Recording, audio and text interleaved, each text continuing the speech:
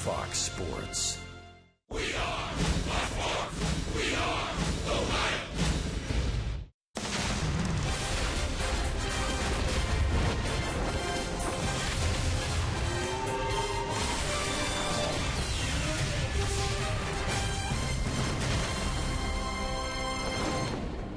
Well, for the first time in almost a week, we have a few clouds in downtown Cincinnati, but a very comfortable day.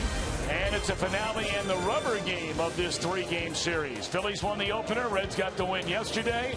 So here we go on this Sunday afternoon. And hi again, everybody, alongside Chris Welsh and Jim Day. I'm Tom Brenneman. Welcome, as always, to Reds baseball. And, boy, how about the two plays the Reds made defensively yesterday, cutting down a pair of runners at the plate? Well, you know, you work on the relay plays and the cutoff plays in spring training over and over again. Well, sometimes they come into very important parts of a ball game, and a one-run game, very important. Billy Hamilton to Brandon Phillips to Devin Mesoraco. Now, this was a controversial play.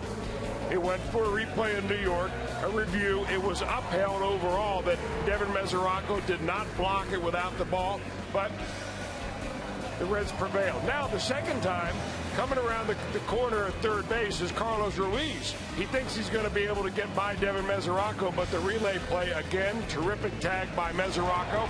Look how far he went to get that ball from home plate to be able to tag out the runner. And that look through our Fox vision really gives you an idea how complicated that play is, but how beautiful it is when it is executed perfectly. All right, so now we turn the page to today. And this is a big start and a big game for the Reds. Homer Bailey is on the mound where he's gotten his entire season turned around. You know, look at the record against the Phillies. Don't be misled by that. Yes, he did get beat around a little bit this year, but last year he pitched 2 games, 15 innings against the Phillies, and did not allow a run. You got to feel good about the Reds' chances. They are facing a young man named David Buchanan, getting the ball as a major leaguer for only the 4th time this year, and he's going to face Homer Bailey, who has been really doing well at home. First couple of starts at home got beat around. Last 4 starts, 4-0. Homer's going in the right direction. Alrighty, so here we go, the series finale. The Reds trying to even their record on this 10-game homestand at 3-3. They need a win for the series win before the Dodgers come to town tomorrow night. Cause for celebration? Jim Day has more on that when we return.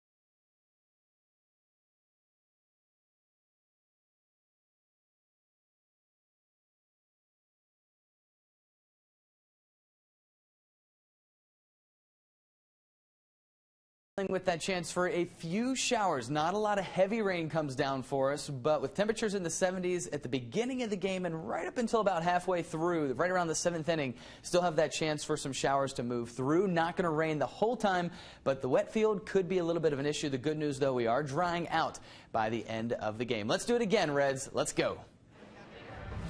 Cloudy skies, and indeed the temperatures very pleasant. Rubber game of 3. Phillies and Reds coming up. I'm Jim Day on the field. We've talked about how valuable Alfredo Simon has been filling in the rotation, and how valuable Brian Pena has been being versatile with Joey Votto out. Well, you can also point to Todd Frazier, how vital he's been to this team with his versatility and being able to not only play third and first, but to hit anywhere in the lineup and hit with power. It's our IGS Bringing the Energy feature. Will tell you that Frazier has 4 home runs in June. That is the most in Major League Baseball right now. The guy has certainly had some pop at all times, but going to work with hitting coach Don Long, we've seen a different Frazier this year. Not as many wild swings, and certainly that power in force. Perhaps this is the sign of what the Reds hope, perhaps turning the corner. Last 4 games, Jay Bruce has driven in 4, broke a 25-game homerless streak yesterday. Frazier's driven in 3, and even Hamilton and Cozart have gotten into the act. Last 4 games, the Reds hope it's the sign of things to come. Series on the line. The rubber game. Reds and Phils. Sunday afternoon matinee baseball, and your home for Reds baseball. Fox Sports Ohio.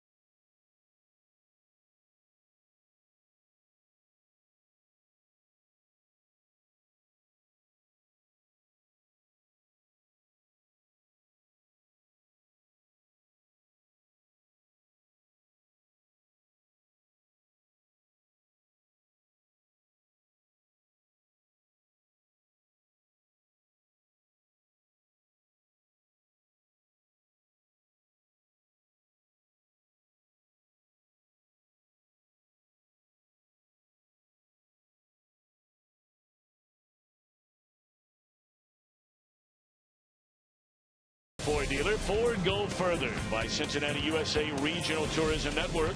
Stay close to CincinnatiUSA.com. By AT&T, mobilizing your world. And by Skyline Chili, feeling good. It's Skyline time. And it's time for the Redlegs and the Philadelphia Phillies at Great American Ballpark on this Sunday afternoon. Ryan Sandberg starting lineup presented by Meyer. Ben Revere in center. Jimmy Rollins at short. Chase Utley at second. Ryan Howard, Marlon Byrd, Dominic Brown in the middle. A latter third of Carlos Ruiz. The third baseman Cesar Hernandez. David Buchanan on the mound against 6-3 right-hander Homer Bailey. Well, the team is at even 500 when Homer takes the mound, but he's thrown the ball much better lately. Last couple of times out, both against National League West opponents, Dodgers and Giants, and both wins for the Reds. Ball one up and away to the speedy Ben Revere. Ball one. This one underway. Paul Noward calls the balls and strikes. Tom Allian, the crew chief, over at first. Sean Barber at second, and Chris Guccione, the umpire, at third. 1-1 on Ben Revere, a .281 batter. Very, very fast. He has 16 stolen bases in 18 attempts. Good breaking ball by Bailey to get ahead. We'll keep you up to date on what's going on with the Brewers and the Pirates. They'll wrap up their series this afternoon, the rubber game of that 3-game set. And the Cardinals and Blue Jays just underway in the first inning in Toronto. Rubber game of that series as well.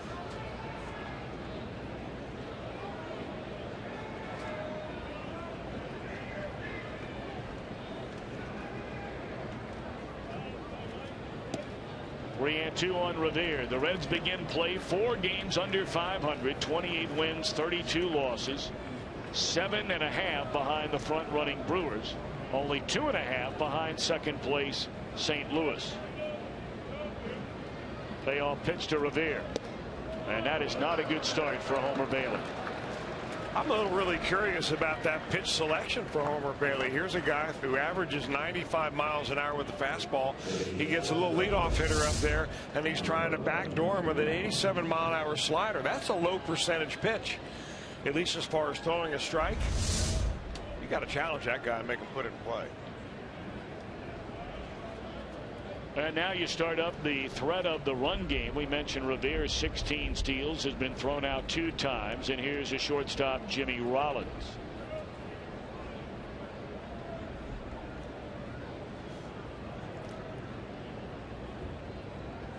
Rollins 5 hits shy of tying Mike Schmidt as the Phillies all-time franchise hits leader, 6 away from breaking it.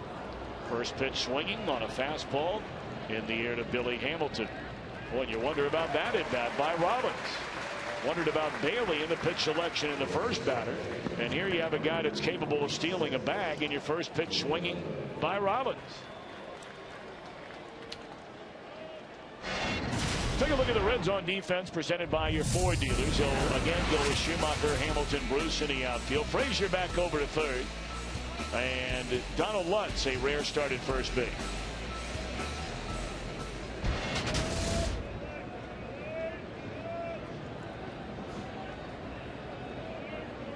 Chase Utley, the Philadelphia second baseman, having a good year. .319 batter, 29 runs batted in, has 24 doubles.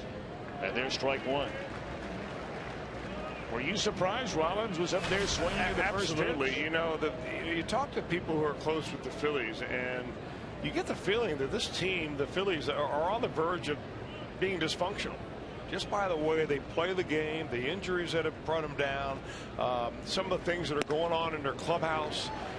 Players are getting older, it seemed like all at one time. Attendance has dropped off significantly from their heyday just a few years ago. And Brian Sandberger's inherited a ball club that, you know, he's not sure which way this thing is going. There's question marks now about the general manager. There are all sorts of things going on in Philadelphia, and that at bat by Jimmy Rollins just seemed like it was a September at bat when your team was out of the race.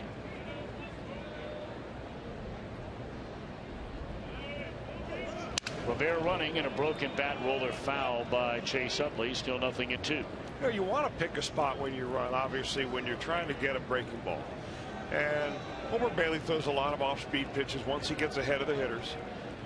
He likes sliders down and into left-handers. He likes that splitter down and away. Those are pitches that are good to run on. But when you got a speedy guy like Revere or Billy Hamilton, you got to let him do his business. Or at least give him a chance.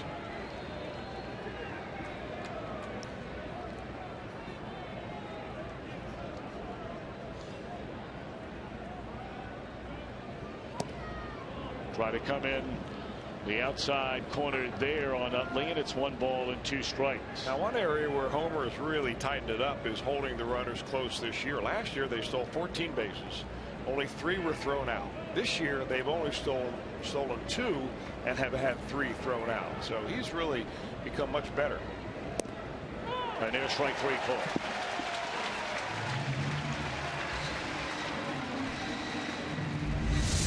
there's that backdoor slider right there that you kind of give up on, and got a little bit of a pitcher's corner. Good spot. Utley goes down. Probably didn't like the call.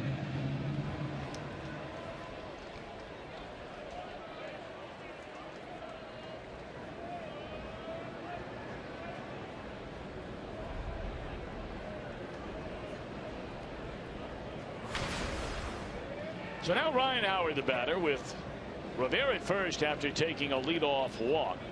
On a one-pitch at bat to take care of Rollins. A strikeout of Utley, and here's big Ryan Howard, and a fastball is outside 1-0. We will be keeping you up to date as information becomes available on Joey Votto's rehab, which is beginning today for the Louisville Bats. They're playing up in Pawtucket. That's a AAA franchise forever, seemingly, of the Boston Red Sox. And Jim Day, I think you have early information on his first at bat today. Am I right or wrong? Well, his first at bat, he struck out.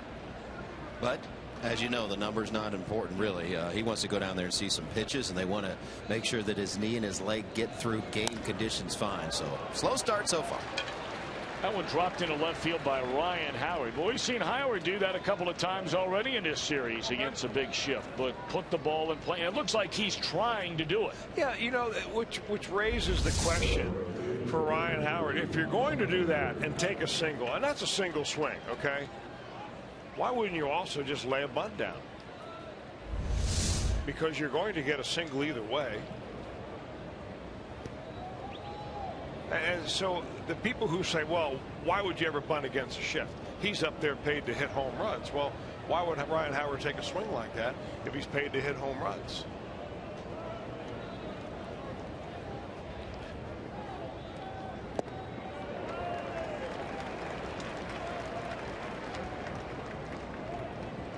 Strike one to Marlon Byrd. 9 home runs, 34 runs batted in. Bird does have 18 doubles. This guy is a tough out. Been a good player for a long time. And he's hit the ball very well historically off of Homer Bailey, too.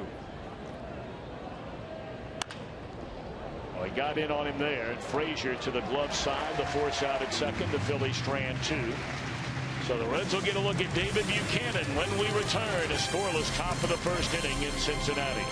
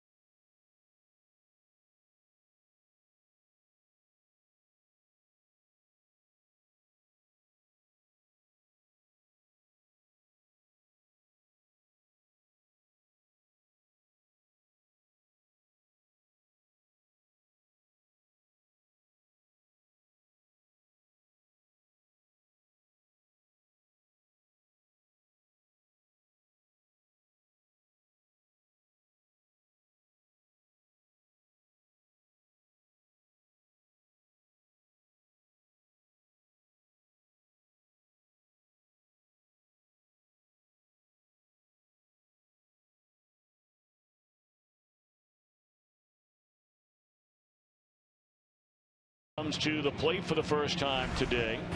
And Brian Price's lineup presented by Meyer, Hamilton, Schumacher, and Phillips. Jay Bruce having a pretty decent homestand. 6 runs batted in over the 6-game stretch. Mesoraco behind him, then Todd Frazier.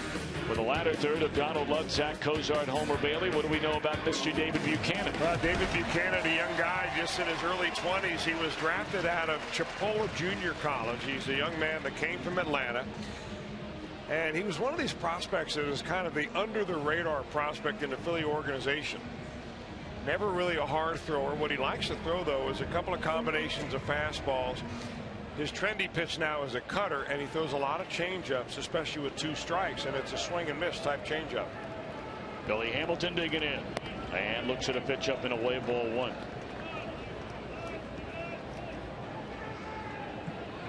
Billy at .253 with a home run and 11 runs batted in.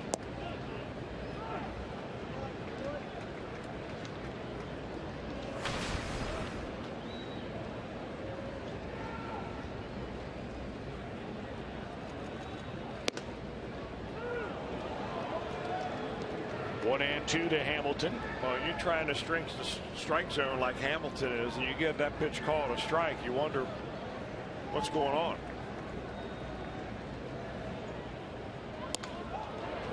Softly lined out to Utley, and that'll take care of Billy Hamilton to open the Reds' first inning. Phillies on defense, presented by your Ford dealers. Rivera, the starting center field today, flanked by Dominic Brown and Marlon Byrd. Same infield we saw yesterday. And behind the plate, Carlos Ruiz has started every game of this series.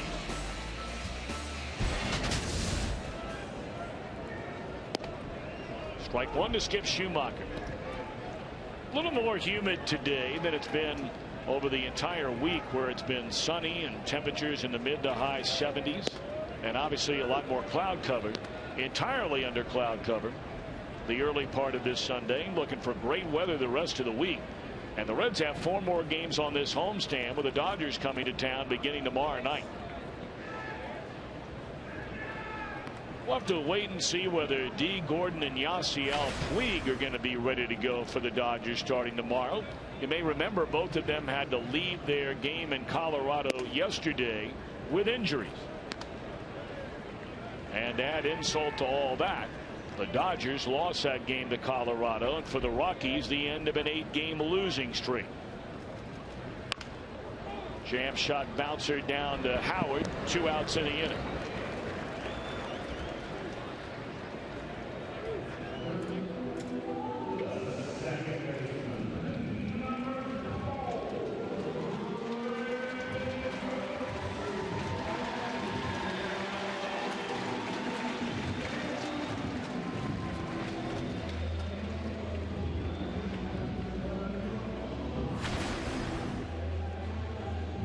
Phillips with 2 down and nobody on the batter, a .268 hitter with 4 home runs, 22 batted in. He has 17 doubles.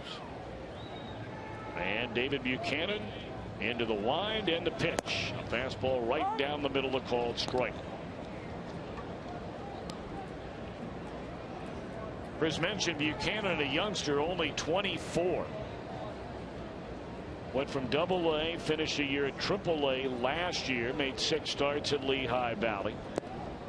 And he hits Brandon Phillips with a pitch. Second day in a row Brandon's been hit.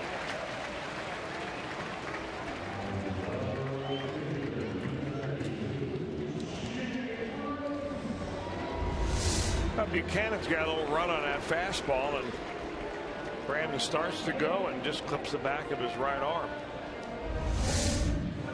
Buchanan not especially a hard thrower.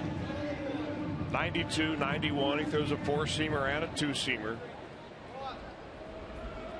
Likes that changeup, especially with 2 strikes. 20% changeups.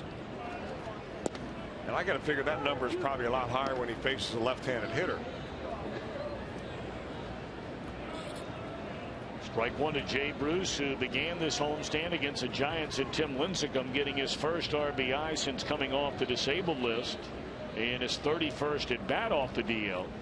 And now he has 6 RBIs on this homestand. Jay wanted timeout, was not granted timeout, and it's a ball inside. Yeah, that's always something that I try to teach young pitchers, especially at the high school level and above. When you see the hitter's lips move, chances are he's asking for time. And that is a perfect time to start your delivery and pitch, because right now his mind is not on hitting. That's about the only legal way you can quick pitch somebody. I would never teach him any of the other ways, of course. But those are the kind of the edges that you look for when you're pitching.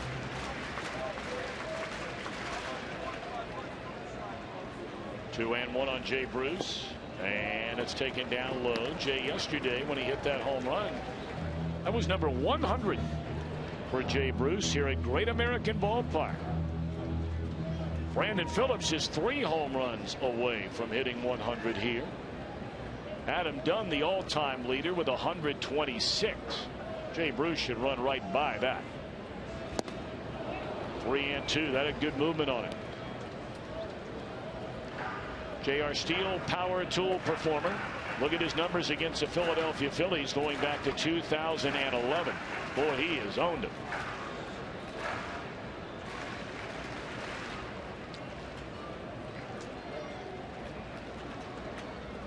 Three-two pitch. And a base hit into left field. Phillips on the run. On his way to third, and they're going to hold him right there. So once you got to 2 strikes in the at-bat, that's a nice piece of hitting right there by Jay Bruce. And that'll give Devin Mesoraco a chance with 2 on. Well, it sure is. It shows that Jay Bruce is really waiting on the pitch, not getting way out in front, not trying to do too much, and essentially hitting that ball late. And you got the whole left side of the infield with which to work. So both of those guys right there in their first at-bats against big shifts hit it the other way for singles. And now Mesoraco, 9 home runs, 27 runs batted in, a .313 batter. Devin has really cooled off here of late. The Reds are hoping that that is temporary, and he can get it turned around right now.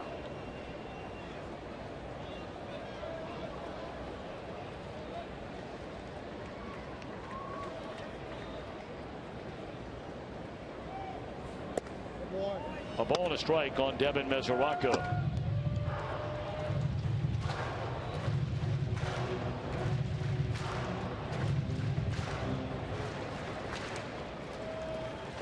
Phillips hit by a pitch with 2 away in the inning. Went to third on a single by Bruce. See if the Reds can cash in against David Buchanan as that misses under the knees. 2 balls and a strike. Getting better and better now for Devin Mesoraco to continue to wait for a pitch that he can drive.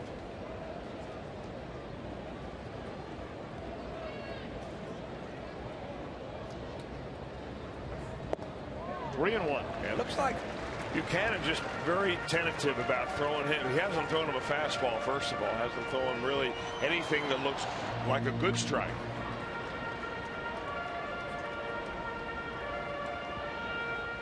Get ready to wheel that lumber here.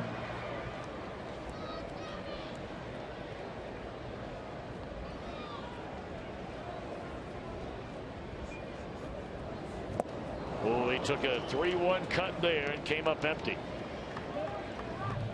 But Buchanan, if you're interested, he's in the spot vacated by Cliff Lee when Cliff Lee went on the disabled list. So the Reds really catch a break by not having maybe one of the best pitchers in baseball on the mound this afternoon. Instead, the guy they just called up. And he strikes out Mesoraco to win the inning. 2 men left for the Reds. Scoreless at the end of 1.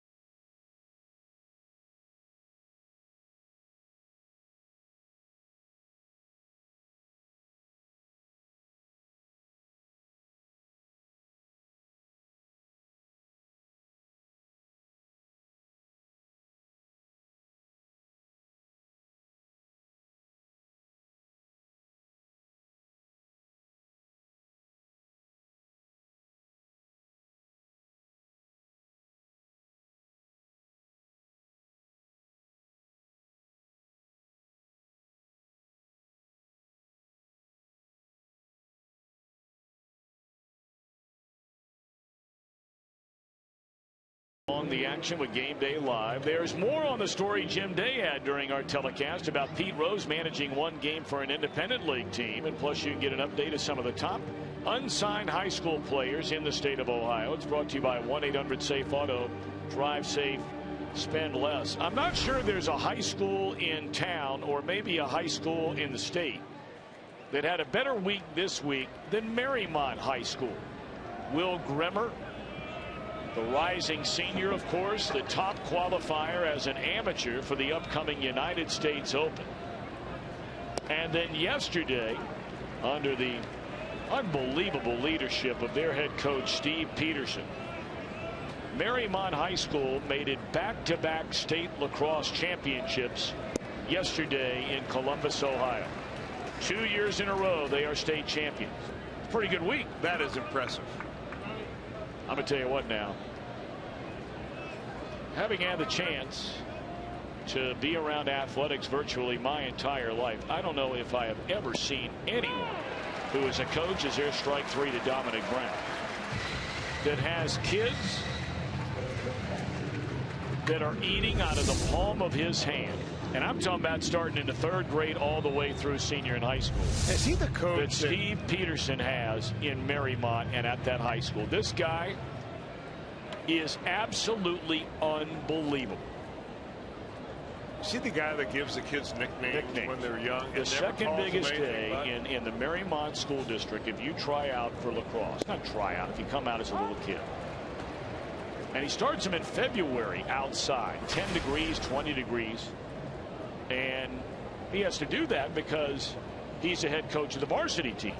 So he's got to really dedicate a lot of his time to those guys once the spring comes around, being a spring sport. But if you make it through the first 3 or 4 weeks, the second biggest day in that community after Christmas Day is the day those boys earn their nickname from Steve Peterson. And he doesn't call them anything else but by that nickname the rest of their lives. They have an alumni game every year there where about 150 kids show up, and he knows all their nicknames from 15 years ago.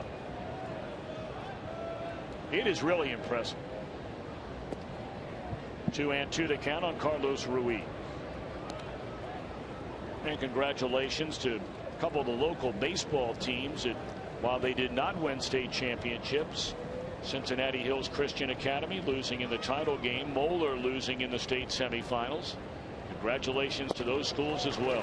Back-to-back strikeouts by Bailey here in the second inning. Yeah, one on a fastball, one on an off-speed pitch for Bailey. It looks like Homer beginning to get a nice little feel out there. Through his last pitch at 95, that was a splitter that bottom just drops out.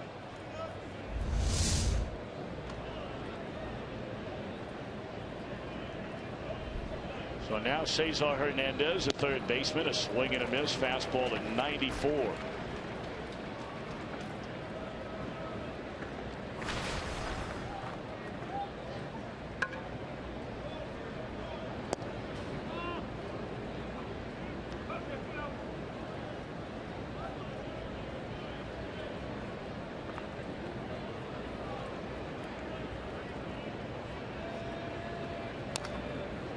Now a chop foul behind the plate, and Bailey ahead of Hernandez at 1-2 strikes. A strike away from fanning the side is Homer Bailey here in the Philadelphia second inning.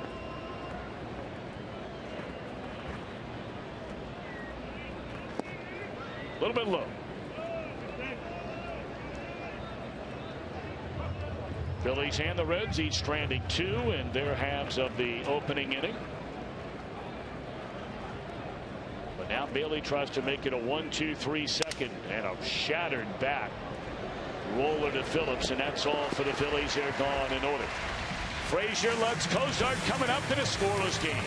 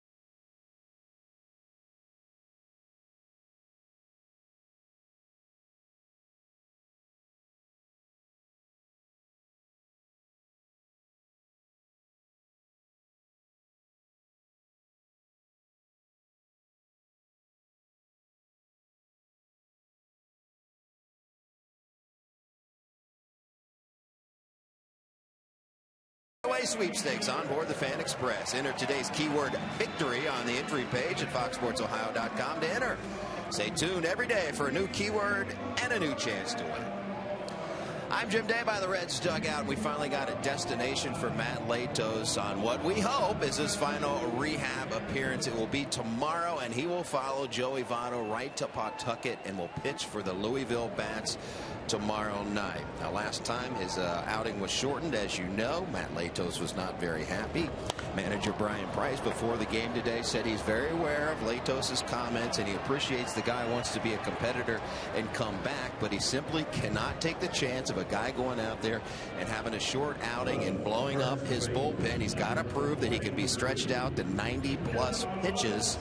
So I hope it's a stepping stone. So Latos and Votto both in Pawtucket. By the way, Joey Votto set to hit again, and we'll have an update coming up. Tom. And Jim, I know you had a chance to see Matt Latos. He was already wearing his Louisville Bats hat down in the Reds clubhouse when he traveled today. He indeed had the hat on, and we kind of joked, hey, nice hat. And he said, that's the team I play for, and walked out.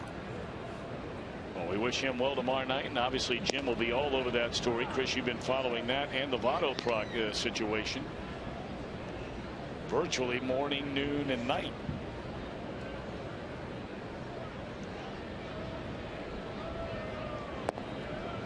In the meantime, Donald Lutz is the guy today covering first base for Joey Votto. Lutz getting a chance right here, and he wasn't sure whether he was going to get a chance or not. Had a decent spring, but he ended up being assigned down to Pensacola AA. Well, he hit that ball hard, but right at the shortstop Rollins, and that's out number 2.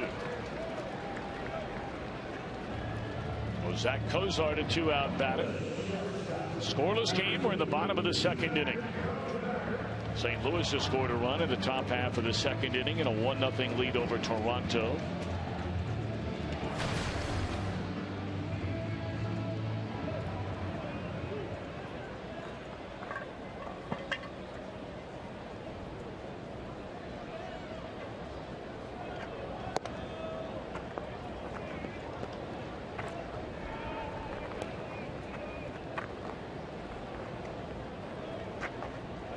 To Cozart, and it's taken high. Cozart 1 of 4 in the game yesterday. He had an RBI double and scored a run. His double broke the 2-2 tie when the Reds came up with a pair of runs in the 4th inning against starter and eventually the loser, Roberto Hernandez, formerly known as Fausto Carmona.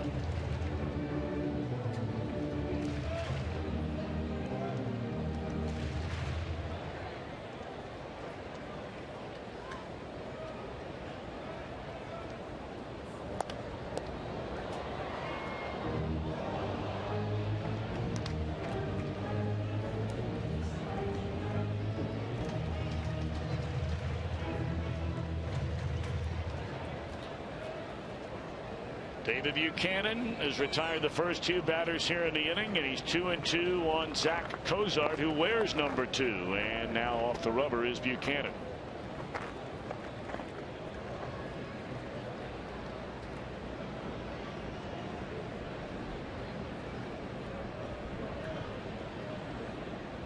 Buchanan back on the rubber, looking in, a long look into Ruiz, and now the break-even pitch and a breaking ball grounded foul. 2 balls and 2 strikes.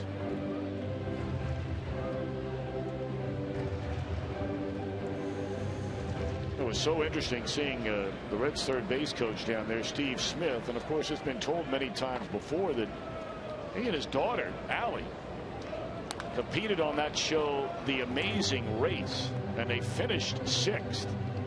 On our last plane ride flying back from Arizona, and Chris, I'm sure you've had a chance to talk to them about it as well. I mean, it is unbelievable some of the things they did, some of the places they went, and the situations they were put in during that show. Well, they traveled all over the place, number one, and it was interesting the way the show was because they never really told them very much about what was going on. They would just show up and go. He's used that year. The 1 year he's had off of baseball, probably in about 50, that he took advantage of really bonding with his daughter, and just it was a great experience for him. We talked about they give them a credit card and they tell you, okay, you got to get from point A to point B, and this is where you need to go.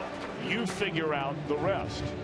So, you know, you go in and buy the plane ticket. Next thing you know, you're in Peru, and you have to figure out how to get to a destination inside of that country. There's a little roller to the shortstop, Rollins, and that's all for the Reds in a second. They're gone in order. We're off to the third. No score.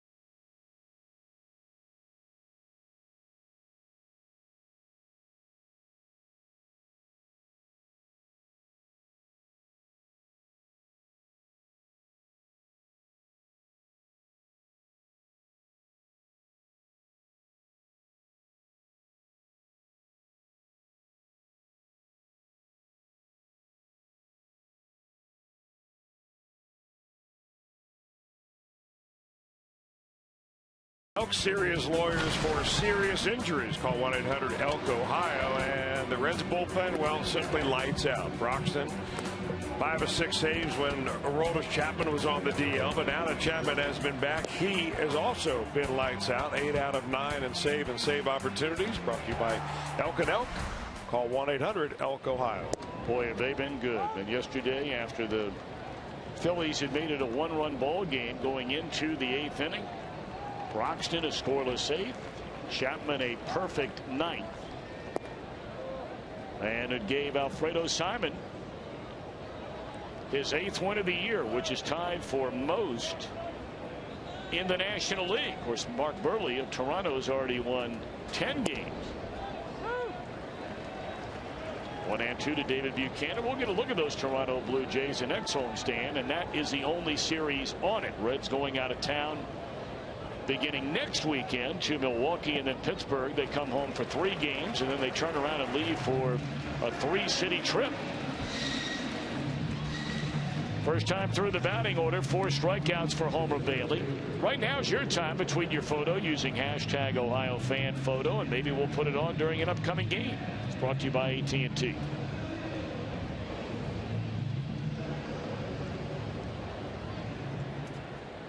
Strikeout in the first, 2 in the second, a strikeout to begin the third for Bailey.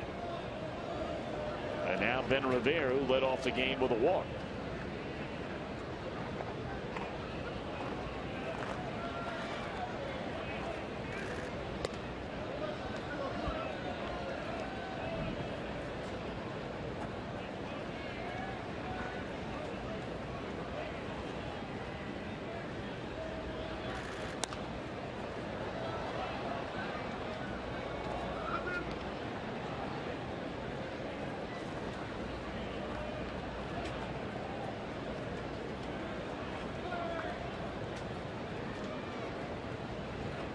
One and one on Rivera, and a breaking ball misses away.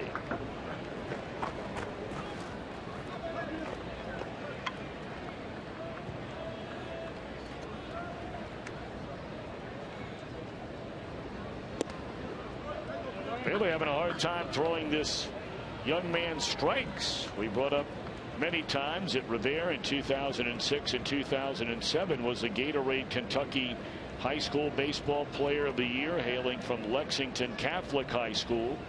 Now makes his home in Richmond, Kentucky. And a base hit into right field.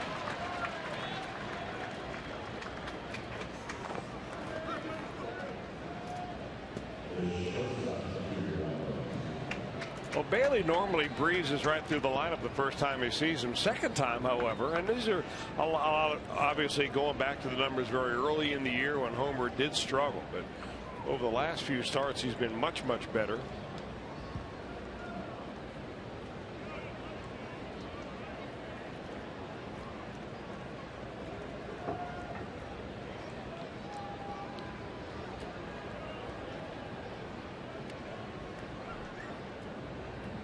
Rollins swung at the first pitch his first time up, hit a fly ball to Billy Hamilton in center field. And he takes a strike here.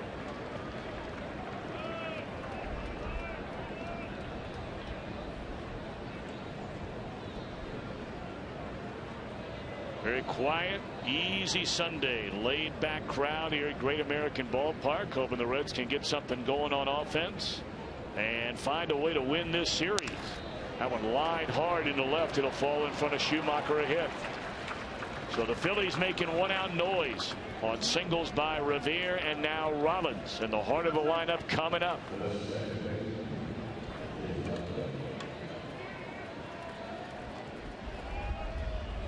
And Jimmy Rollins with another base hit. That's career hit number 2,230. 4 away from tying Mike Schmidt, 5 away from becoming the Phillies all-time franchise hits leader. Well, you think about how long Jimmy Rollins has been around, and then you watch him make a play like he did defensively yesterday, in the hole, diving, jumping up and throwing a runner out, and you think, well, he's as spry as he ever has been. Runner takes off for third, and Frazier had to come off the bag to keep that thing from sailing into left field. And Revere has his 17th stolen base. You know, a lot of people don't like that play with a left-handed batter in the batter's box because there's no obstacle there for the catcher to throw around. But I like it because sometimes that third baseman has a hard time getting to the bag, receiving the ball at the same time the runner and the ball gets there. Now, Frazier was there in plenty of time that way, but you can see how easily a little errant throw can go down the left field line and everything breaks loose. All right, now they're on the corners for Chase Utley. That first pitch was a strike, so 0-1 to the Philadelphia second baseman. Philadelphia trying to get on the board against Bailey, and that they will on this drive into left center field. It'll be caught by Schumaker, but tagging and scoring after the stolen base is Revere, and it's 1-0 Phillies here in the top of the third inning. Boy, how important is that stolen base now?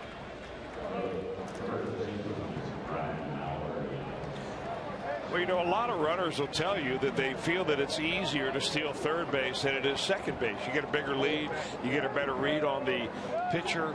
Oftentimes, middle infielders aren't anywhere close to second base to hold you, and so easy for the next guy to drive him in with a runner at third rather than a runner at second.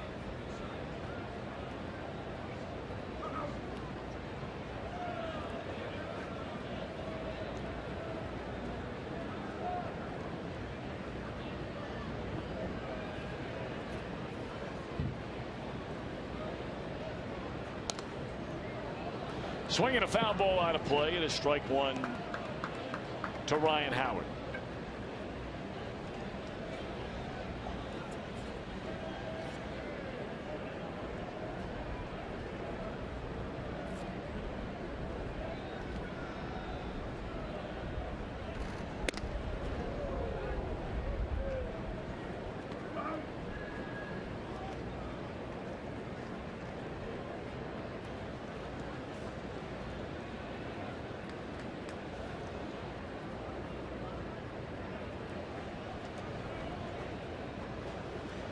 One and one to Howard. He had a single into left field his first time up. Not nearly the same kind of shift. That's a nice play right there by Donald Lutz. That pitch was, or that throw over was in the dirt. And he had to come across the body of the runner over there and snatch it cleanly away.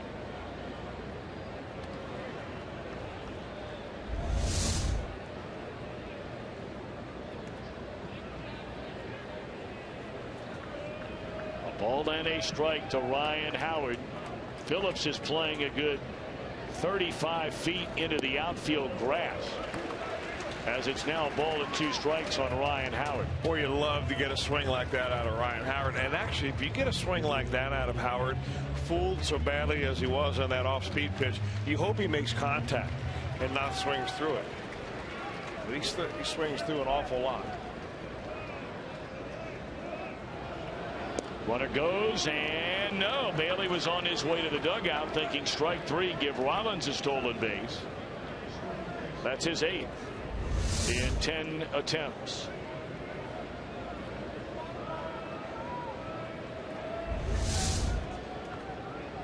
Now you got to make a pitch to get this final out with Rollins in scoring position. 2-2 to Ryan Howard. A long look back at third, and Homer going to back off the rubber.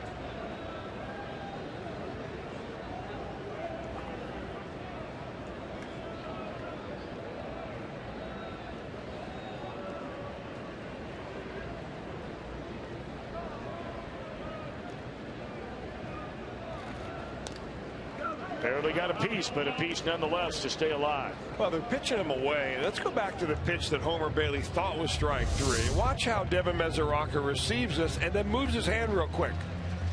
And you can see the umpire saying, You know, sometimes it's just better if the catcher receives it and holds it right there, because as soon as you try to frame it and move the glove, you're telling the umpire, well, I don't believe it's a strike, but maybe I can convince you.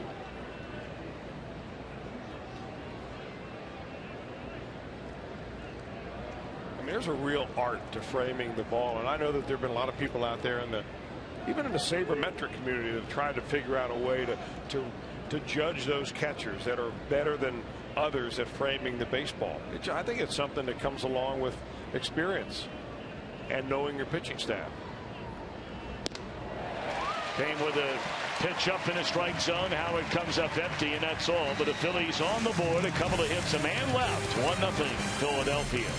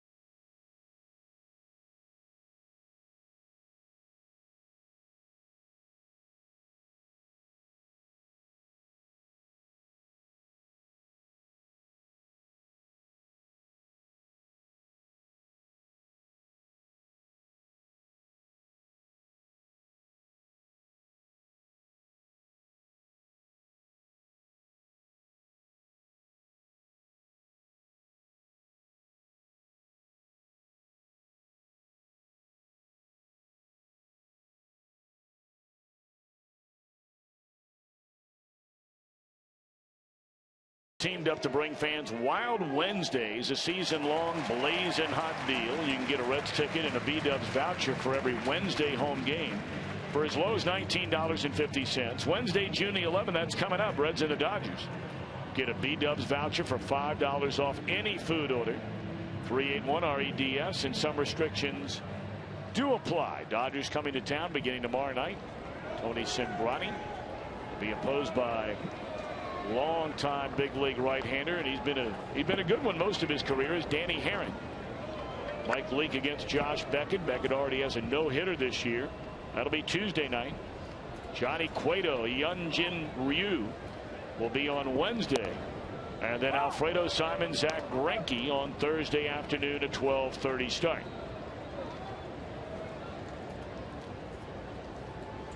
Reds down 1-0, and Homer Bailey, a 3-hopper to the second baseman Utley, and that's out number 1. Well, you know the drill. If a Reds player, it's a home run off that Toyota side, Jonathan Lloyd of Morrow, Ohio, up north, will win this new Tundra. And you can register for your chance to win at an upcoming game. Stop by your Cincinnati and Northern Kentucky Toyota dealer.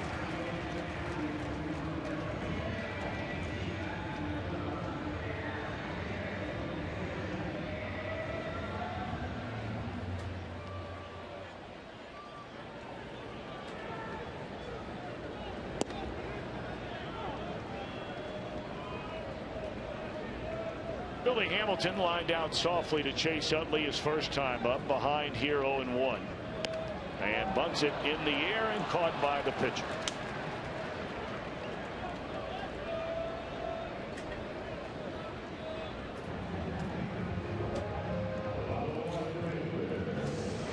Hamilton has had one successful bunt attempt on this homestand, and really that's the only one he's had in recent memory. Well, I'm glad that he's not just taken that bunt as part of his offensive arsenal and stuck it in his back pocket and forgotten about it. I mean, you make it out like that, and you really have to ask yourself, well, what's the difference between that and popping out to the second baseman or hitting a lazy fly ball to the left fielder? I mean, bunting is part of his game, and he's got to stay after it. I mean, you're not going to bunt at, you know, a 700 success clip. Foul ball. But those that have followed it will tell you that the average batting average on a bunt for a base hit throughout baseball is around 300.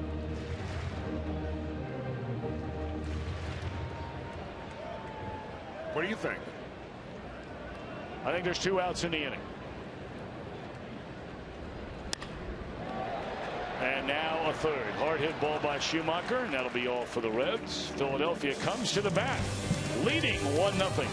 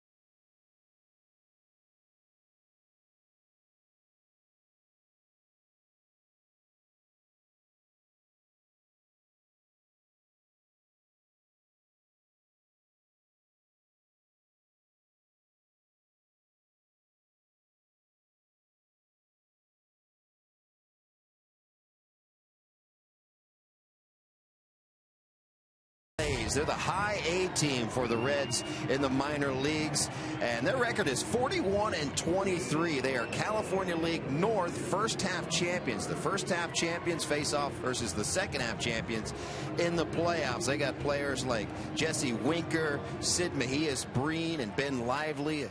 few guys that are having success. And also congratulations going out to Nick Travieso, Ishmael Guillon, and Carlton Dahl. All made the Dayton Dragons all-star team. So congratulations to them. And by the way, Joey Votto, his second at-bat, he flew out to left.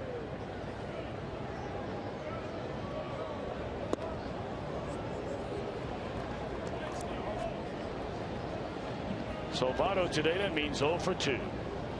A strikeout looking and a fly ball to left field.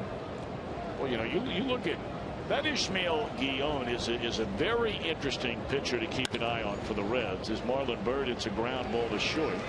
1 out in the inning.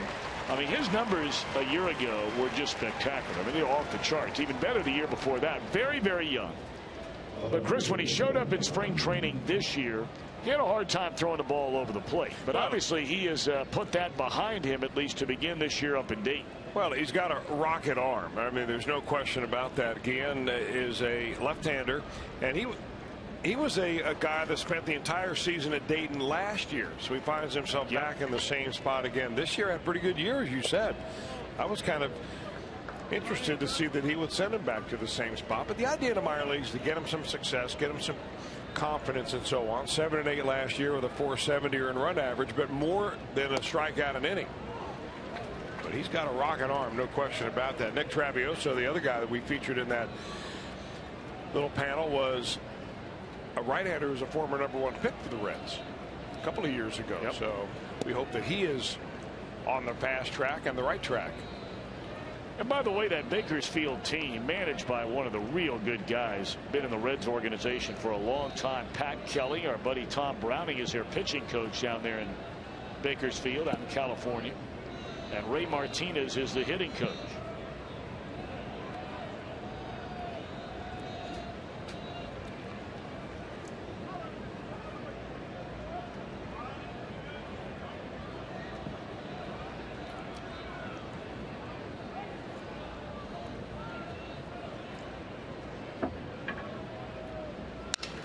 Broken back, soft liner to left field. It'll fall in a base hit for Dominic Brown.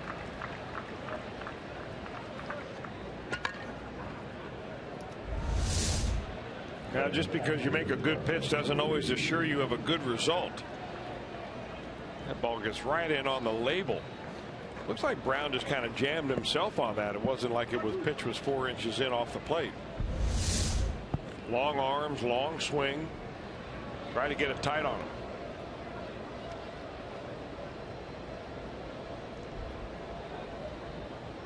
Dominic Brown had 3 hits yesterday. That was his first 3-hit game since April the 4th.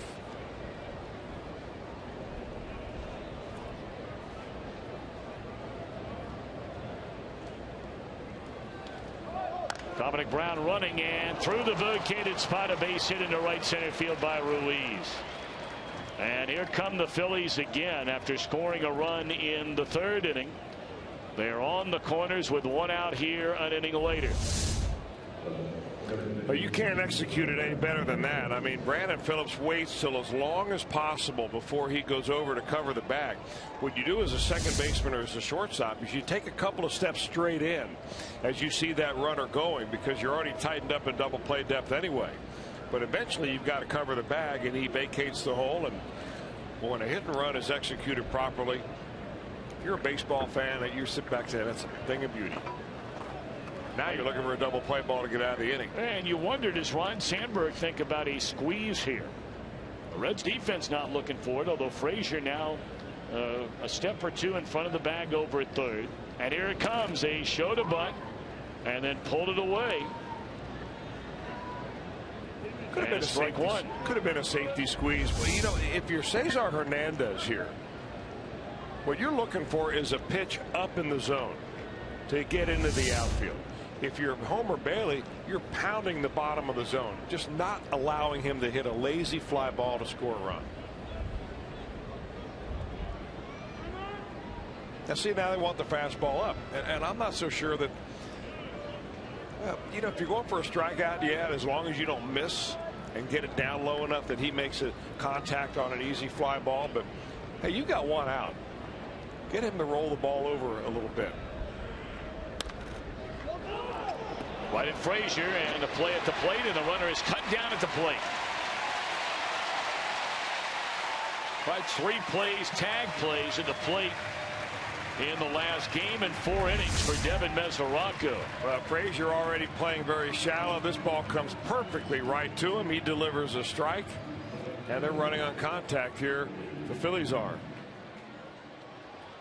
Boy, Pete McCannon's got to feel like he is a pincushion out there, and they've got a voodoo doll of him because he has had 3 guys thrown out at the plate. Not all his fault. I mean, they made their decision ahead of time, but third base coaches never like to have guys thrown out at the plate. One hopper down to Frazier, tap on the bag, and Bailey out of trouble. Still 1-0 Philadelphia after 3.5 in Cincinnati.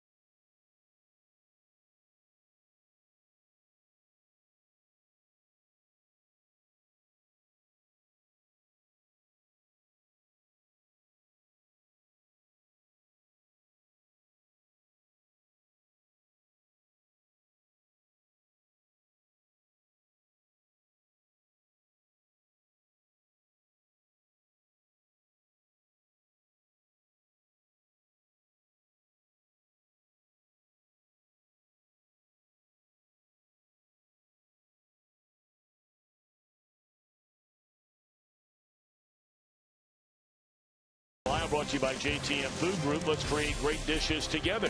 Buy Toyota for over 30 Toyota offers. Visit buyatoyota.com, and by B-Dubs. Spend $30 on a gift card for dads and grads. They'll give you a $5 bonus. Buffalo Wild Wings, wings, beer, sports. We'll cheer on the Redlegs this week, Monday through Thursday. The Dodgers in town on Tuesday night, June the 10th. We're going to honor the 70th anniversary of the old left-hander Joe Nuxhall's major league debut as the youngest player in the modern era. The first 20,000 fans on Tuesday night receive a Joe Nuxhall 70th anniversary commemorative print. How about that? 381-REDS, or log on to Reds.com/tickets.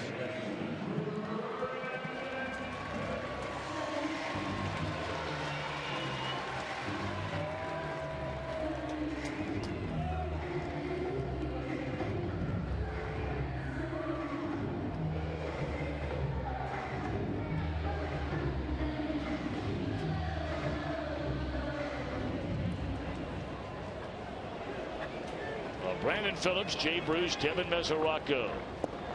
Here in the Cincinnati 4th inning, a 1-0 Philadelphia lead with David Buchanan on the mound. He's only allowed 1 hit.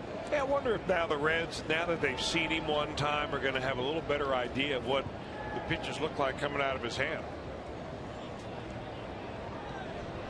Young man that we mentioned early on has really come through the farm system of the Phillies under the radar. A guy that was a 7th-round draft pick in 2010, actually came out of Georgia State. He was also drafted out of Chipola Junior College, that's down in Florida, by the Mets the year earlier, but did not sign. So he's coming up through the system, and he gets invited last winter to the Prospect Educational Program, which happens in January. And of the 8 players from the Phillies that went to that program, he was the only one who was not on the list to be invited to Major League Spring Training. But after they saw him during that program, Ryan Sandberg was there, and Joe Jordan, who's the head of their minor league system, was there too.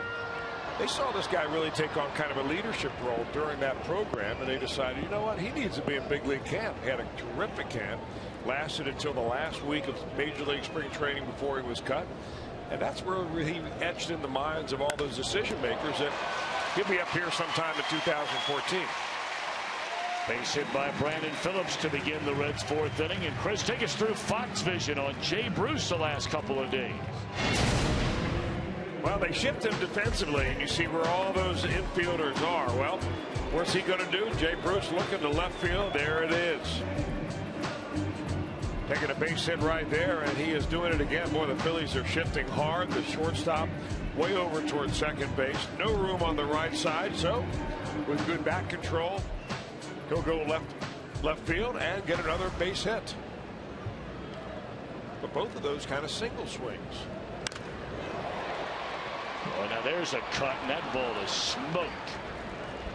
But right into the glove of the center fielder Ben Revere. So 2 good swings by Phillips and now Bruce against Buchanan to begin this 4th inning. With the home run yesterday, you hope, and the way he swung the bat there with a base hit to left field and then that line drive, maybe you're seeing Jay Bruce beginning to see the ball a little bit better. He's been trying to find his swing ever since being on the disabled list with that knee surgery. Mesoraco stranded 2 in the 1st inning when he struck out to end it. They threw him a lot of pitches just like that one during that at bat. A lot of off-speed stuff down and away from him. When he was really hot, I mean, he was just murdering fastballs. So you get scouted, the word gets out, and you see a steady diet of breaking balls until you can make the adjustment.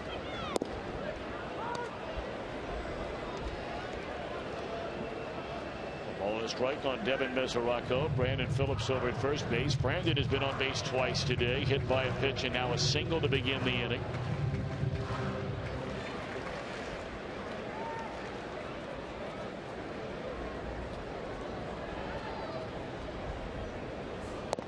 Off the outside corner. 2-1 on Devin.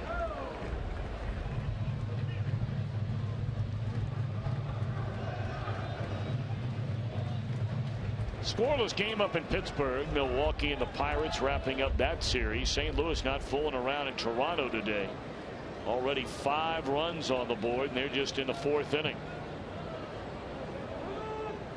Time called before Buchanan came plateward.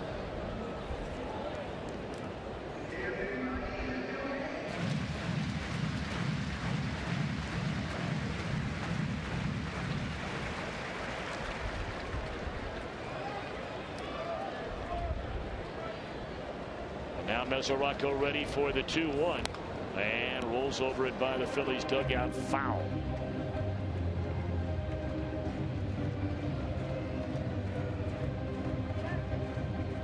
See Larry Boa standing alongside Ryan Sandberg down there. Boy, he's been as Jim Day likes to say, a baseball guy. Been a baseball guy for a long time. Both those guys. You talk about a crusty veteran.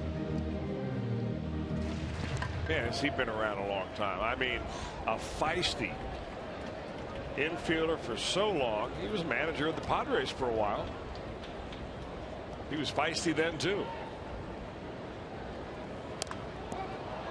Straight up in the air, foul territory, and it's out of play. He was good on television.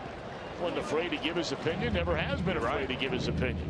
And that's kind of what got him into problems when he did have problems as a manager. But aren't you stunned the team has never really given him a real legitimate second shot? There have been fiery guys that have been good managers. Yes, they sure have been. You had one of your all-time favorite managers in Dick Williams. Definitely fiery.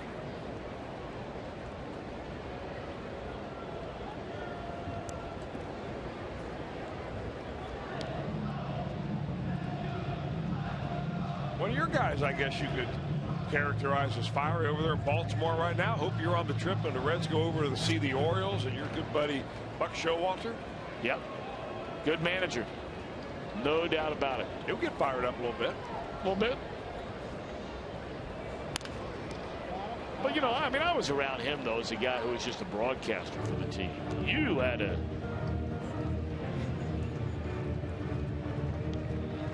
You know, I mean, you're there as a player. I mean, it's a whole different animal when you're there with Dick Williams. Well, inducted into the Hall of Fame. In fact, I saw his son Rick Williams not too long ago, still scouting, I think, for the Tampa Bay Rays.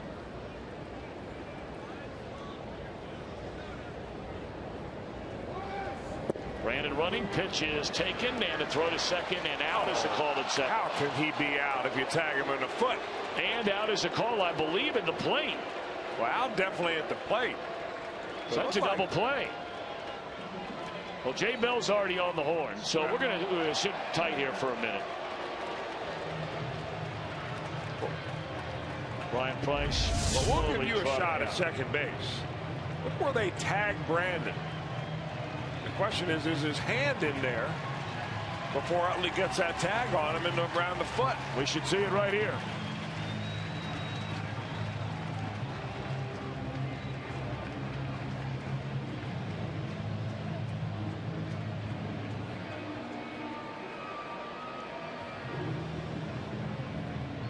Well, it looks like Brian Price is not going to ask for them to take another look at it.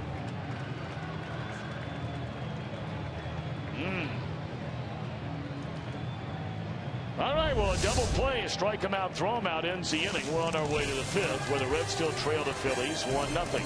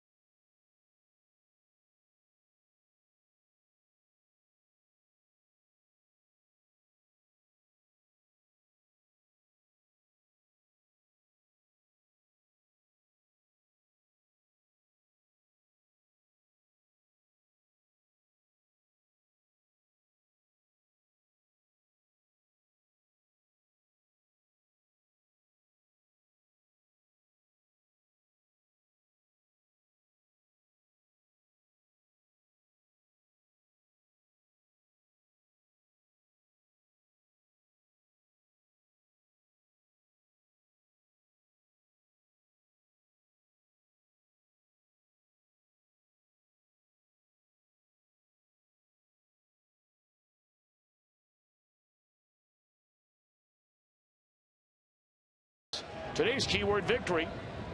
Go to the entry page at foxsportsohio.com to enter, and stay tuned every day for a new keyword and a new chance to win. A 1-0 ball game with Philadelphia in front. They have the top of the order. Ben Revere has drawn a walk, singled with one out in the third, went to second on a single by Jimmy Rollins, and then stole third. And right now, that's one of the biggest plays of the game, because he was knocked in a batter later by Chase Utley on a fly ball to left.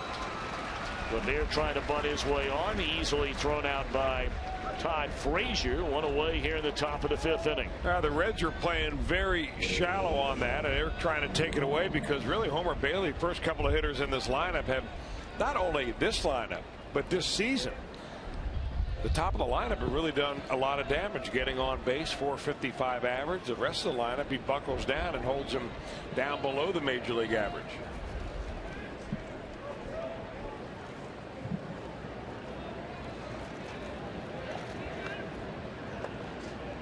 Jimmy Rollins now the batter.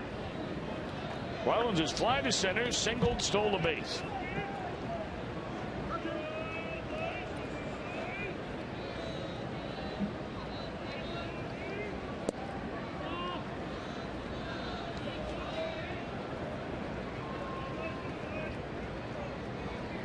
1 run, 5 hits for the Phillies against Homer Bailey. No runs, 2 hits for the Reds against David Buchanan. And now the 2-0 to Rollins. Fastball strike on the outside corner at 95. That's the best fastball of the day for Bailey.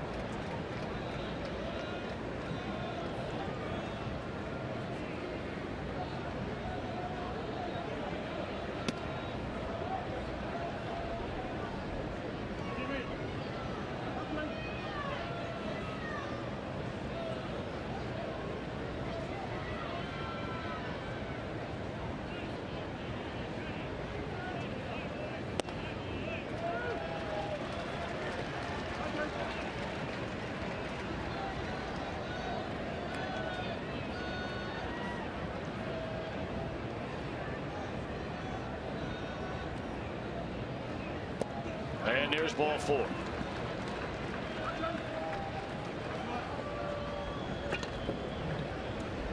Well, a reminder is always coming up a little bit later on in the ball game. We'll have our Miller time moment brought to you by Miller Lite. Right now the Phillies batting in the 5th inning, 1 on 1 out. And Chase Utley, the batter, who was struck out looking and knocked in the game's only run with a sac fly to left field in the Phillies' 3rd.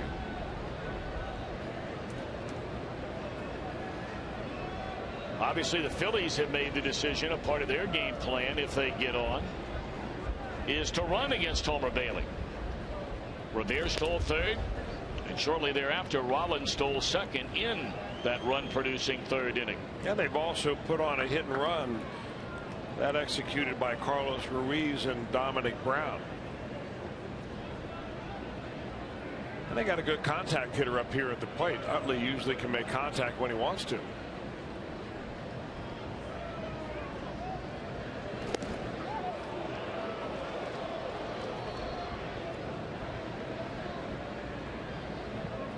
Homer letting Rollins know he's aware that he's taking that lead over there. And he's also kind of letting Utley know. All right, now I'm really concerned about the runner, so it's more probable that Utley will get a fastball here. A little bigger lead now for Rollins, too.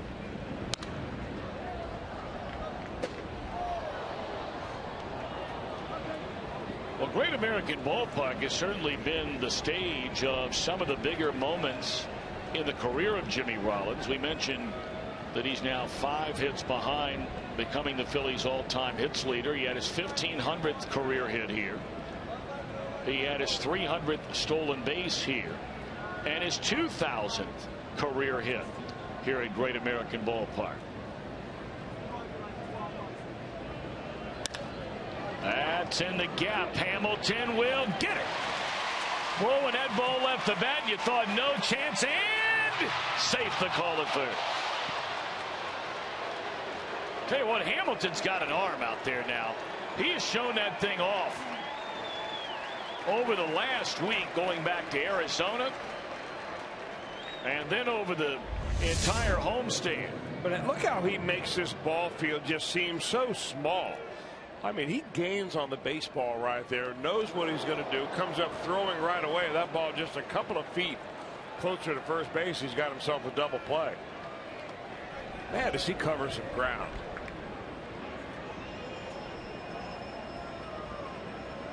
But obviously, when Hamilton threw that ball, all his momentum was going towards the left center field gap.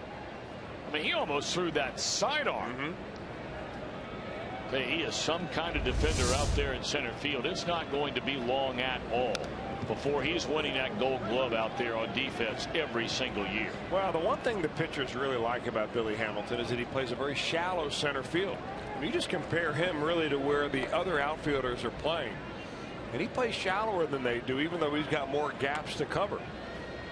He wants to make sure if a pitcher makes a good pitch and breaks a bat or gets it on the end of the bat, that the pitcher gets rewarded by being able to be shallow enough to come in and get that flare. You know, if a pitcher hangs a slider and a guy hits it off the top of the wall, pitchers understand that's what happens when you hang one. I think they really appreciate guys coming in and helping them get good results from good pitches. Ball and a strike on Ryan Howard, who is singled against the shift into left field, and then Bailey struck him out with Rollins at second base, ending the third inning. I mean, put yourself on the mound in a position of a pitcher. You make a great pitch, you get in on a guy's hands, and you see the ball flare into the outfield. You say, well, what's the use of getting in on his hands if there's nobody there to get it? All my outfielders are playing on the warning track. And there are some teams, the Reds are not like that, but there are some teams where the guys just play a couple of steps too deep.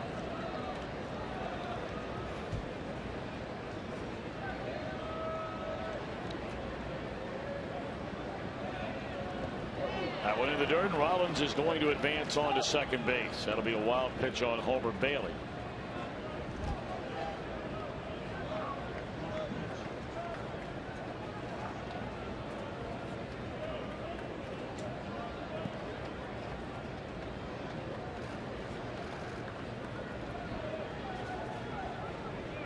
So now for a second straight at bat, Homer Bailey needs to retire Ryan Howard with a runner in scoring position to end an inning.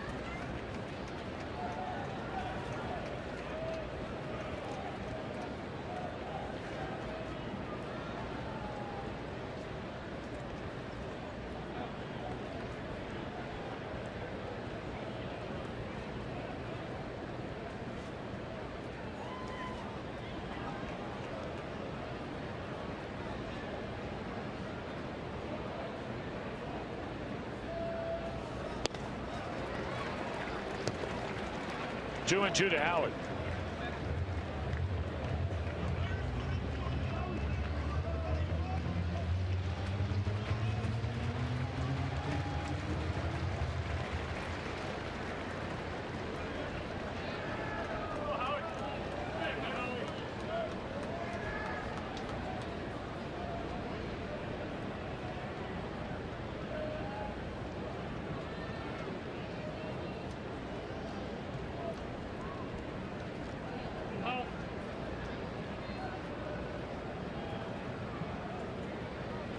Well, a lot of stepping off and stepping out. Bailey and Howard during the course of this at bat. Both ready for the 2-2. And it misses low and away. Now, the Reds don't have the same type of shift on now. Obviously, with a runner at second, you can't do it. But they don't even shift nearly as much now as they did the first couple of ABs against Ryan Howard. But the one thing you do see is Brandon Phillips way out there in shallow right field. Bailey needing a pitch, needing an out to end this top of the fifth inning. And here it comes.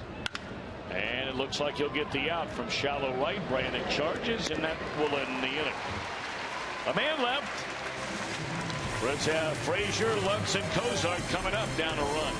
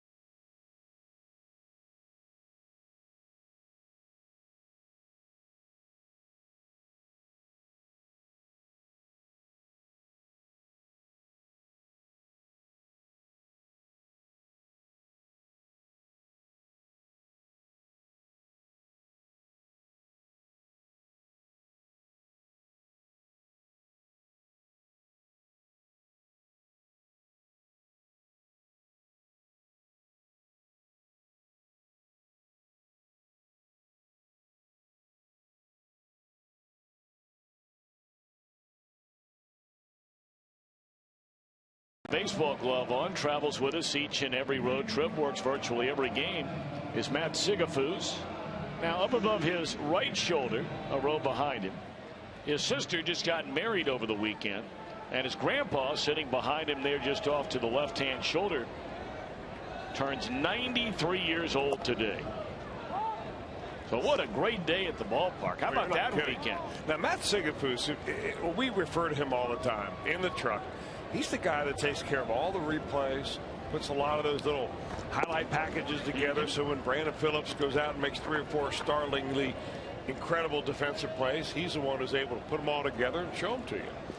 But I didn't know that Siggy was the kind of guy that brings a ball glove to the ballpark. I mean, I really like that. I'm impressed.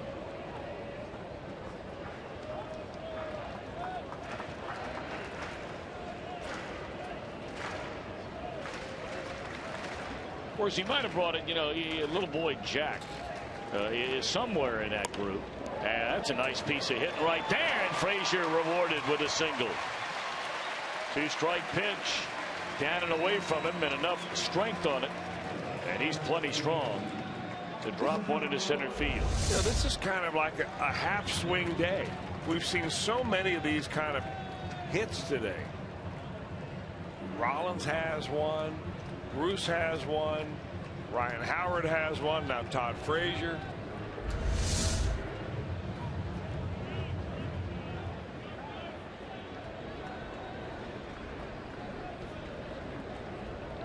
It's only the 3rd Reds hit against David Buchanan, and now Donald Lutz. He hit the ball very hard, but right at the shortstop Rollins, who threw him out his first time up. And that's taken on the inside corner. Strike 1 to Donald Lutz. Now, he's not seeing a lot of fastballs. He hasn't played a lot, Lutz hasn't, but the word on him, of course, is that he can turn on a heater. But they're not giving him what he's looking for.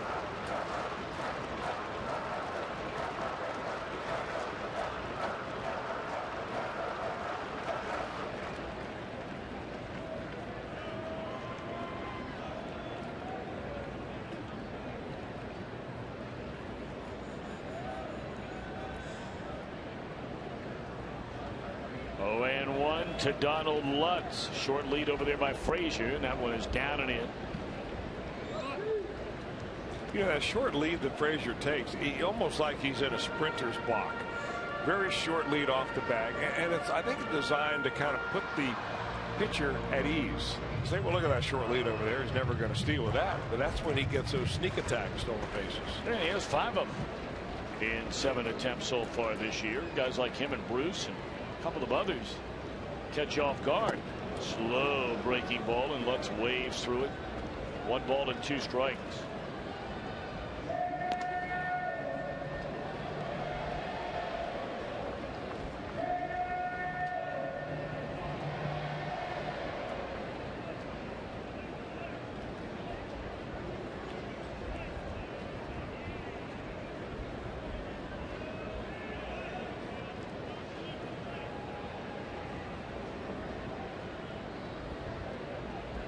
Buchanan will look in ahead of Lutz and accounted 1 ball 2 strikes.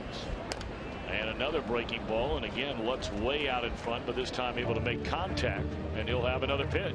And we mentioned that out of spring training, Lutz was sent down to AA. Now he was eventually called up to AAA before he was recalled here to the major league team. But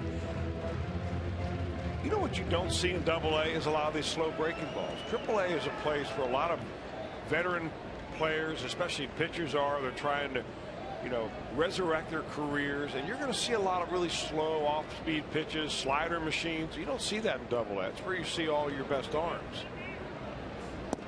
Strike 3 called. Came with a fastball, knee high on the outside corner. Lutz disagrees. Only the 3rd strikeout today by Buchanan.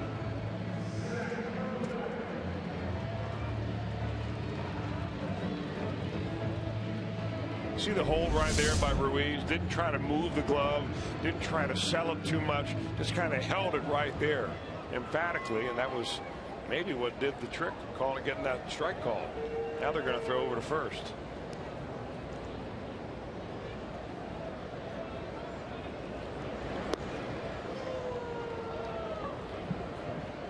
Cozart grounded out to the shortstop Rollins, his first time up. Zach with a pair of home runs, 14 runs batted in on the year, and a .218 batter.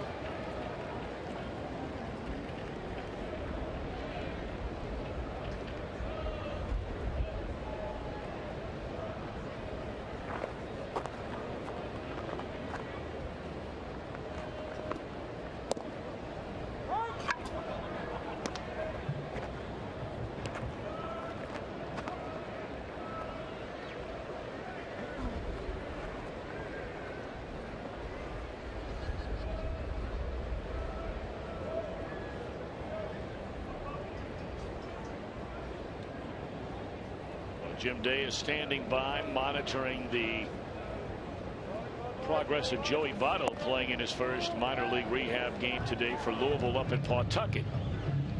And we understand that after striking out looking his first time up, hitting a fly ball that was caught in left field his second time up, that Joey is waiting in the on-deck circle, and Jim Day will bring you the very, very latest standing by.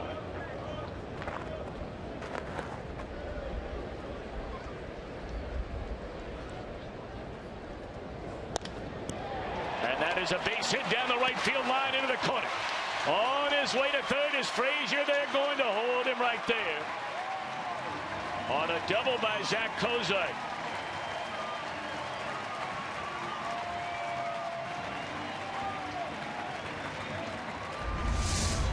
Well, Zach had a nice double to the right center field yesterday. This time a little bit of a flare off the end of his bat right inside the right field line. Now the decision right here was to whether you're going to try to score the runner or not. Having Todd Frazier coming around towards third base, Steve Smith said, even with the pitcher coming up next. That's where the temptation is for a third base coach, is to where you are in the order and how aggressive you want to be with your runners or not. But Bird did such a good job of getting that ball, barehanding it and firing it back into the relay man that Smith had no choice but to hold Frazier at third. Now Bailey bounced out to the second baseman his first time up. In 22 at bats this year, Homer has 4 hits, but he struck out 10 times. Phillies infield naturally drawn in with a pitcher at the plate, tying run at third, lead run at second, and 1 out. A big at bat here for Homer Bailey. Indecision on strike 1. Well, this is a spot where Homer Bailey really ought to choke up and not wait for 2 strikes to do it. He's got to be thinking about making contact here and not just trying to protect the plate once he gets down in the count.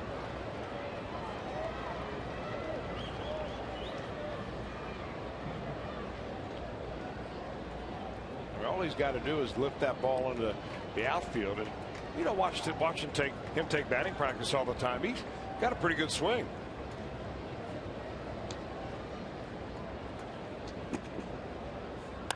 And that is under the glove of Rollins, and a 2-run single by Homer Bailey.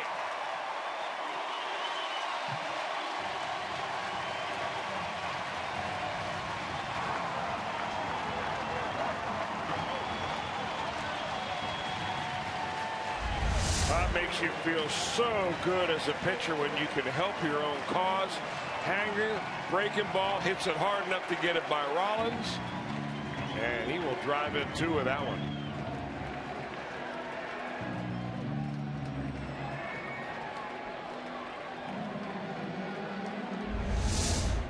RBIs 2 and 3 on the year for Homer Bailey.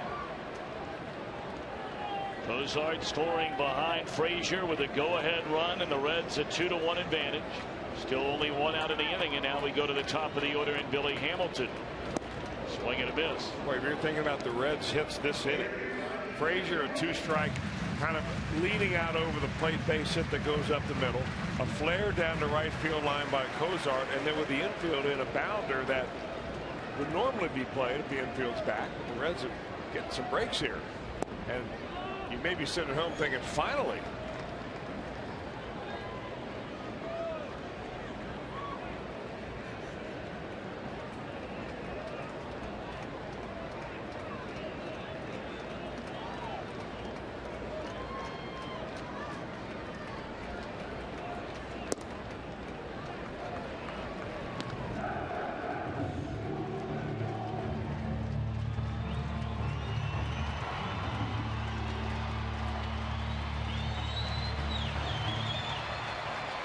Billy Hamilton is lined out softly to Utley, and then tried to bunt his way on and popped up back to the pitcher. And that's low and away. Good eye there. 3 balls and a strike on Billy Hamilton.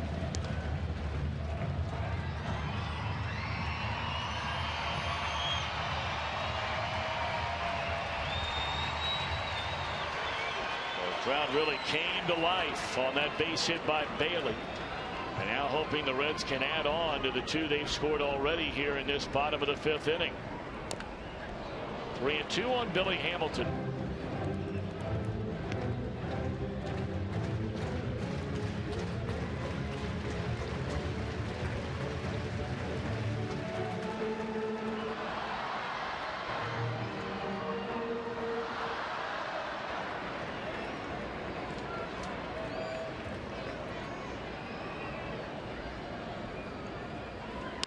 In the air, right field. Did Hamilton get enough? Yes, he did.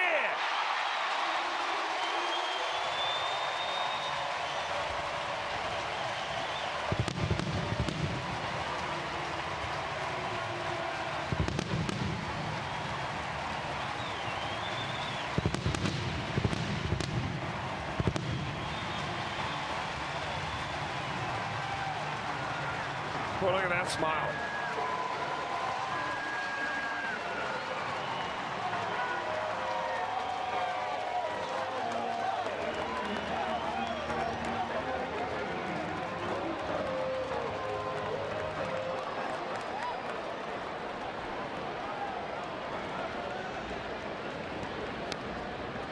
Four to 1, Reds in front after the 2-run home run from Billy Hamilton. Now he gets what looks like a changeup about belt high, middle in, and if you've seen him take batting practice, you'll see him hit quite a few home runs. And just enough power to get it out of here. That's a big one. 4 runs in the inning.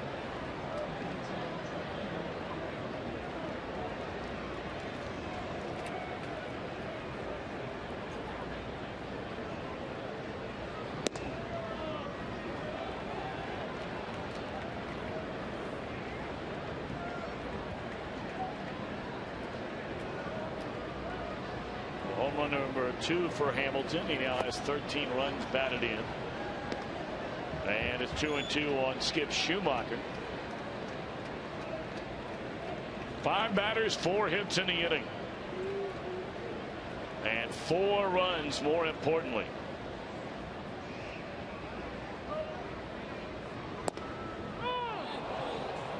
Well, Schumaker cannot believe that is strike 3. 2 away.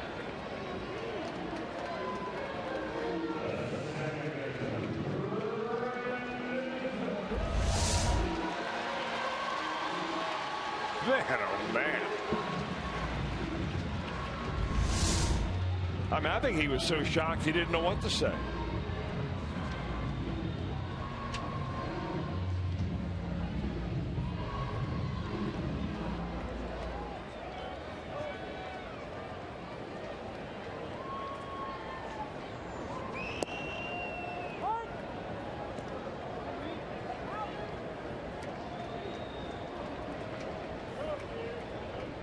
Phillips been hit by a pitch. Singled, was thrown out trying to steal, ending the 4th inning.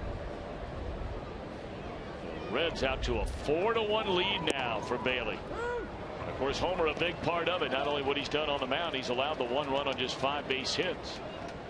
But his 2-run single in his 4-run 5th inning got it started. And then he scored on the home run by Billy Hamilton.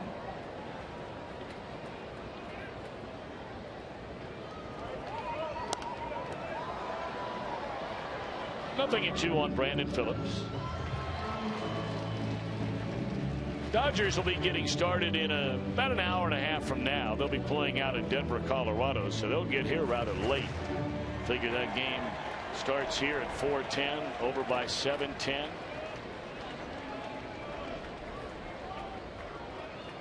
They'll get in after midnight with a pretty lengthy flight coming from Denver. Of course, that's a lengthy car ride going from Coors Field to get to that Denver airport. Yes, it is. Man, that is a long, long ride.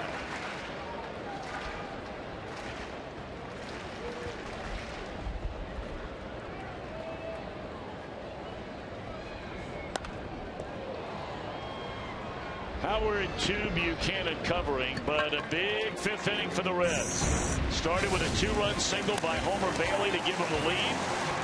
And then Bailey would trot home on the long one by Hamilton.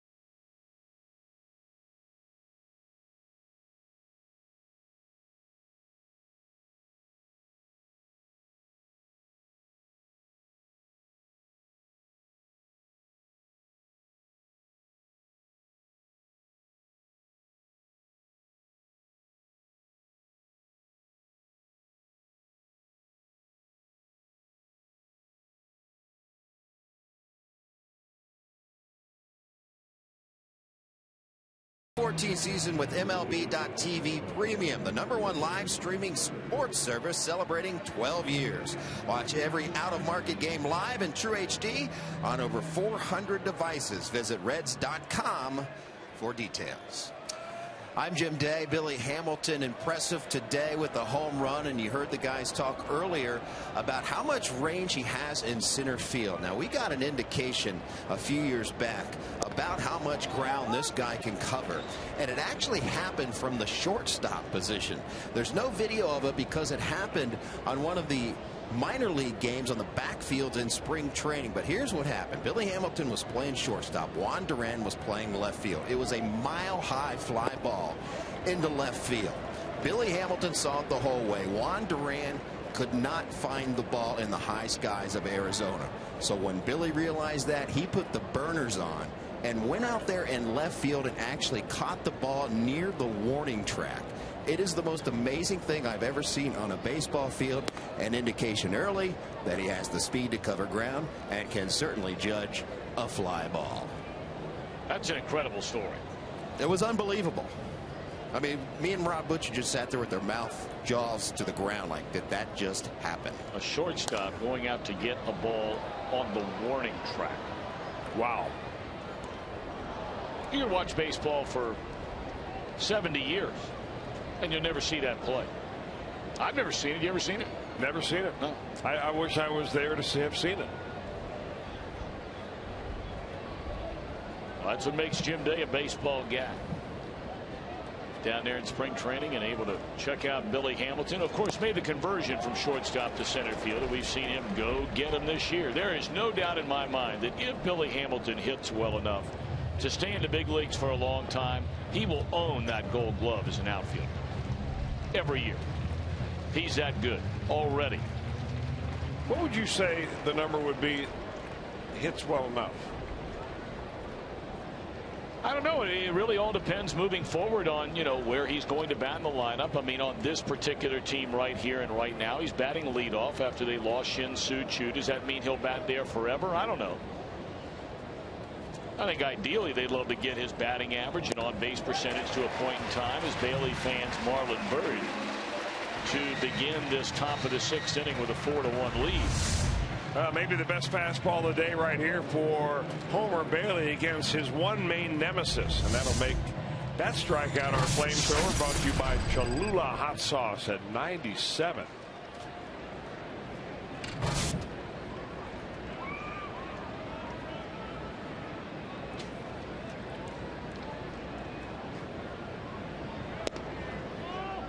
Well, right now you got Billy Hamilton batting .253. Nowhere near the lowest on the ball club.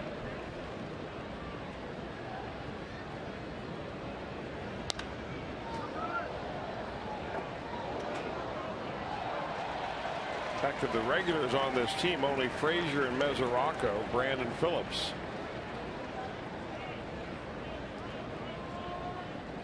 Are hitting higher.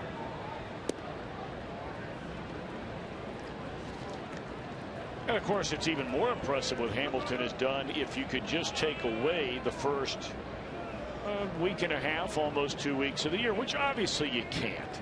But, you know, playing at the big league level for the first time every day. There's a tapper to the first baseman, Lutz, and as everybody that follows the Reds knows, you know, the first 3 games of the year, you're facing a Cardinal team that has as good a pitching as anybody in baseball. Then Hamilton goes to New York and injures his hand in a stolen base attempt. He comes back to play against that same Cardinal team for 3 more days, and then comes back here to face what was then, maybe not now, but what was then a healthy and dominant Tampa Bay pitching staff. And that's the way his major league career began. But you go back to the very next series against the Pirates, one of the better pitching teams in baseball last year, and Hamilton has been almost a .300 batter, playing every day, minus the first 12 games of the year.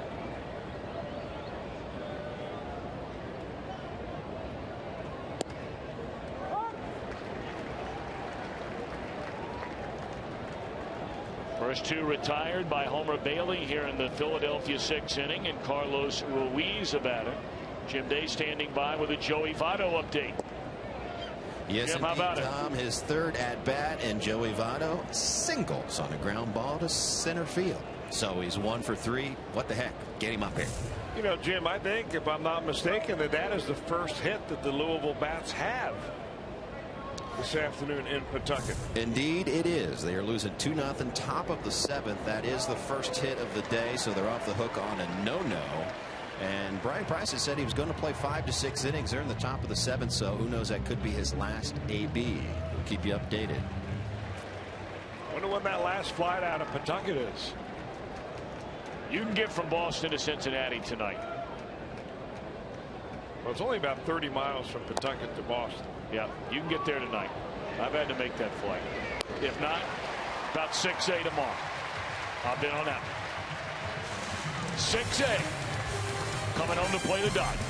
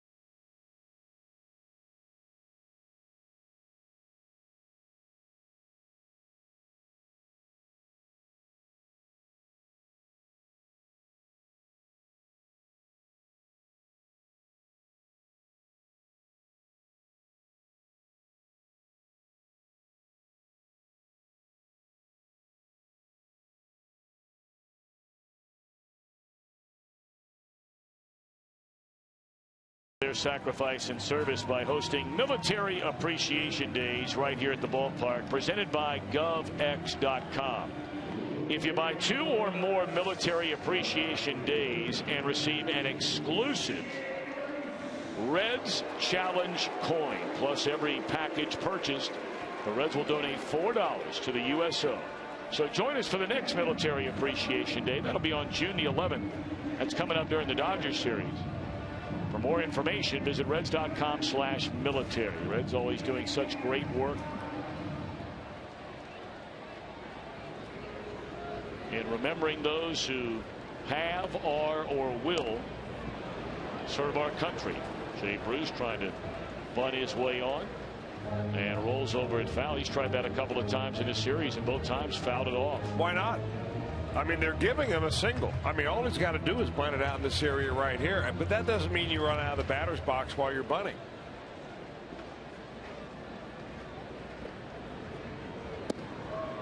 I want to go back to the Joey Votto thing for just a minute. Joey today playing in his first rehab game for Louisville and playing against Pawtucket. He has struck out, flied out to left, and now singled into center field, as Jim Day just reported a moment ago. And Chris, I know you've been following very, very closely, even watching the game on video and watching Votto's at bats. And I've asked you, and I understand he was pulled for a pinch running, but first a 2-1 to Bruce, and it swung on and fouled out of play. You know, based on all that you know, Chris, and you're very close to the situation. How long does it take before you're ready to come back, realistically? You know, we've had it on TV, Tom. I'm a big believer in this MILB.com, right, where you can watch minor league games. Yep. He looked good. We saw him run the bases the other day. He's been peppering the top of the stands in right field with home runs during batting practice. I mean, it's up to the athlete ultimately. I don't think the club is making the decision. I think the reason Joey Votto is not playing is because Joey Votto doesn't feel like he's ready to play. You look good to me. I say get him on that. But you know what I'm saying? I mean, look. Get him on that flight. It's not to say that there's. Look, we all know the great pitchers, and we know the middle of the road pitchers, and we know the guys who are trying to hang on to their careers. Jay Bruce looks at a strike, and I am not dare suggesting for a second that a guy who's had the kind of career Joey Votto is having is ever going to duck anybody. That's not in his makeup.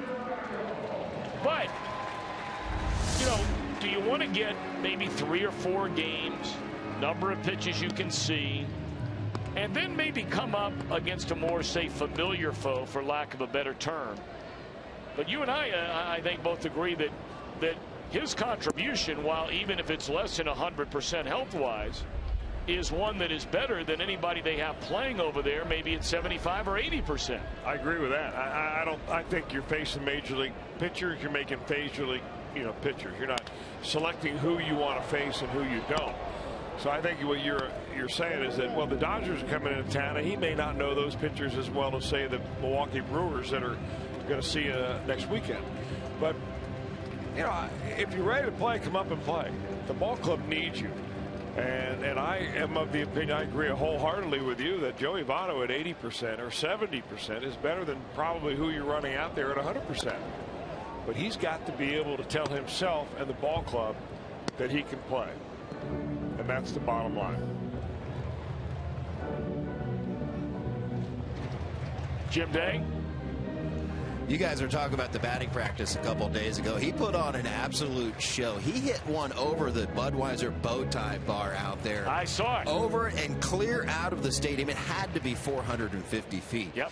And with the right field foul pole being 325 down the right field line, it begs the question, does he need to pull the ball more? And he was certainly trying to pull the ball that day in BP. He has mentioned that you were going to see the old Joey Votto when he comes back.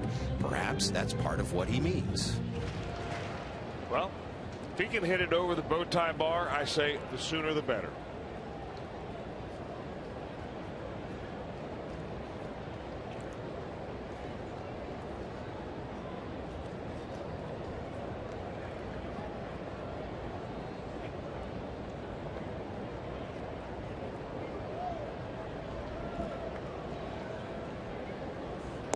And that's strike 3 called to Devin Mesoraco. 2 away in the inning. Boy, for all the mistake pitches that Buchanan made last inning, he's making terrific pitches this inning. In fact, he has owned Devin Mesoraco. 3 strikeouts, first one looking out of all 3, but backdoor slider right there. I don't think Mesoraco has seen a good fastball to hit yet today.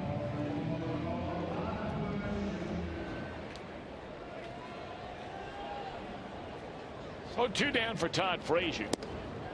He started that 4-run 5th inning with a single just out of the reach of Jimmy Rollins into center field and scored on the 2-run single by Homer Bailey.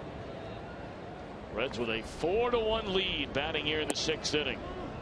2 out, none on, 2-0 to Frazier.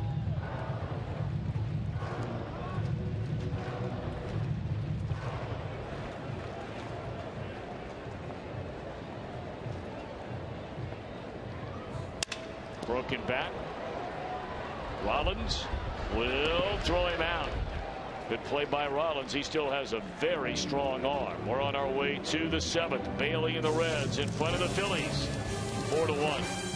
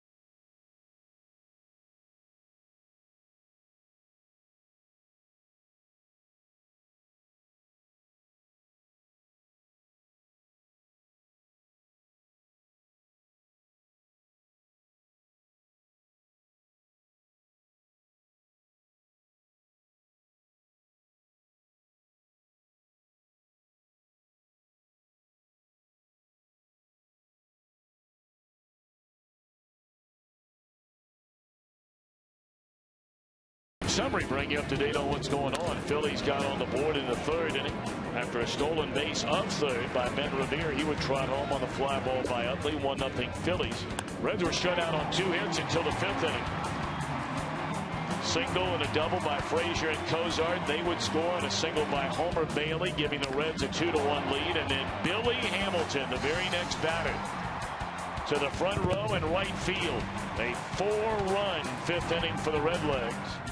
And that's where we stand. 4-1 as the Phillies bat against Bailey here in the top of the 7th.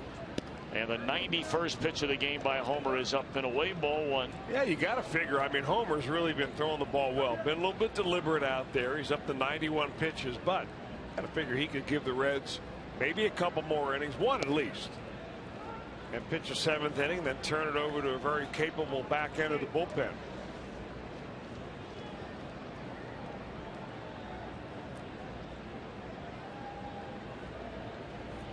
Bailey only twice this year has gone beyond the 7th inning, and only a total of 3 times in his 12 starts has he gone 7 or more, period. The 8-inning game when he beat Milwaukee on the 1st of May, went 7 1/3, 4 hits, 1 run to beat Colorado. And then his outing 2 starts ago out in Los Angeles when he outdueled Clayton Kershaw. Went 7 innings, allowed 5 hits and 2 runs. Everything else 6 or fewer. And he'll take care of Hernandez on a jam shot roller. 1 away. The day is over for the Philadelphia starter David Buchanan. They will go to their bench and bring up Tony Gwynn Jr. to bat for him. And as you continue to tweet your photos using hashtag #OhioFanPhoto, here is our fan photo of the game brought to you by AT&T. Caitlin's excited.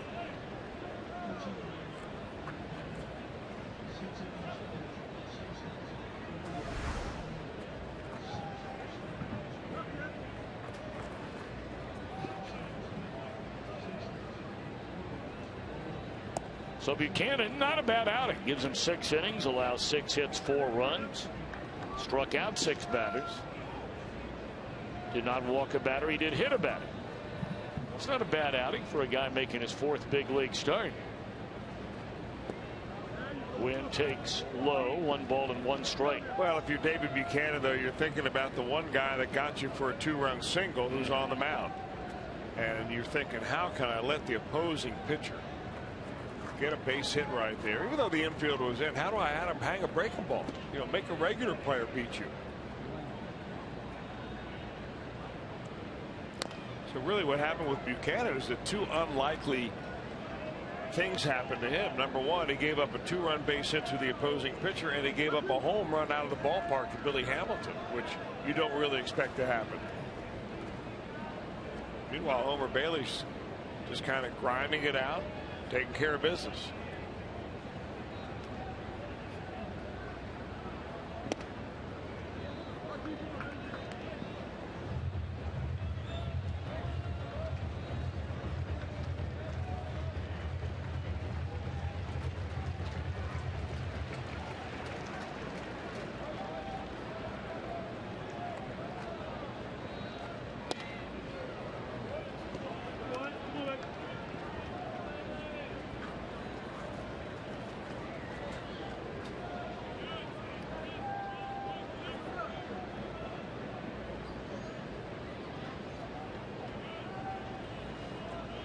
.100th pitch of the game delivered by Bailey is ball 4 to the pinch hitter Tony Gwynn. Well, 30 minutes before the start of every game here on Fox Sports Ohio, we have Reds Live, and it's brought to you by Ray St. Clair Roofing. Of course, the entire gang will be getting together before the Reds and the Dodgers. Reds Live at 6:30 tomorrow night. Regular cast of Ryan Giesenslaw, Jeff Pecoro, Jim Day, Chris Welsh and company.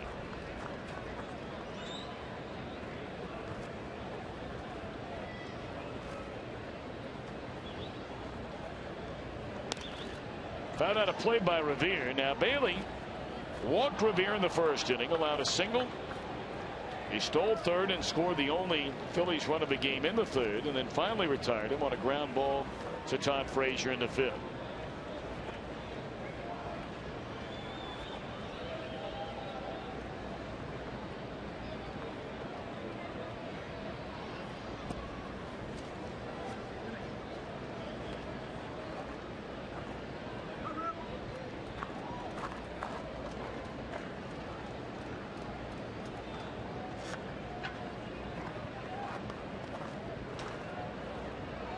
One and one to Revere. 1 on, 1 out. Philadelphia batting in a 7th inning.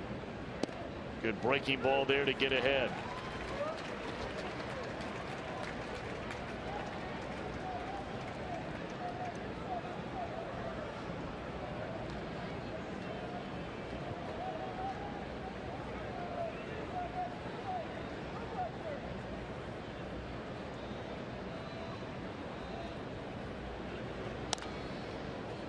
Well, you're not going to double up Revere, so they get the lead running. Good clean hard slide by Gwynn.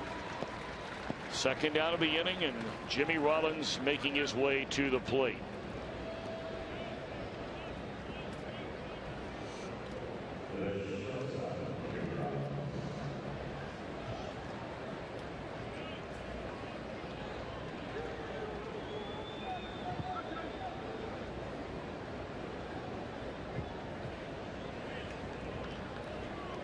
Rollins today, a single and 2 official at bats. He's also drawn a walk, and he's stolen a base.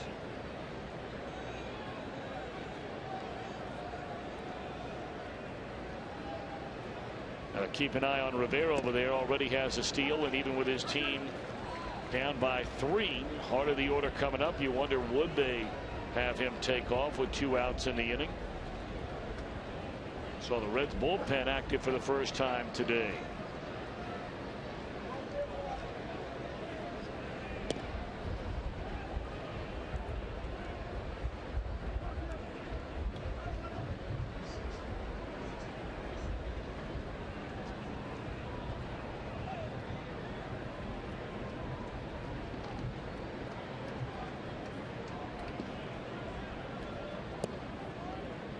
Breaking ball down and into Rollins. 2 balls and a strike.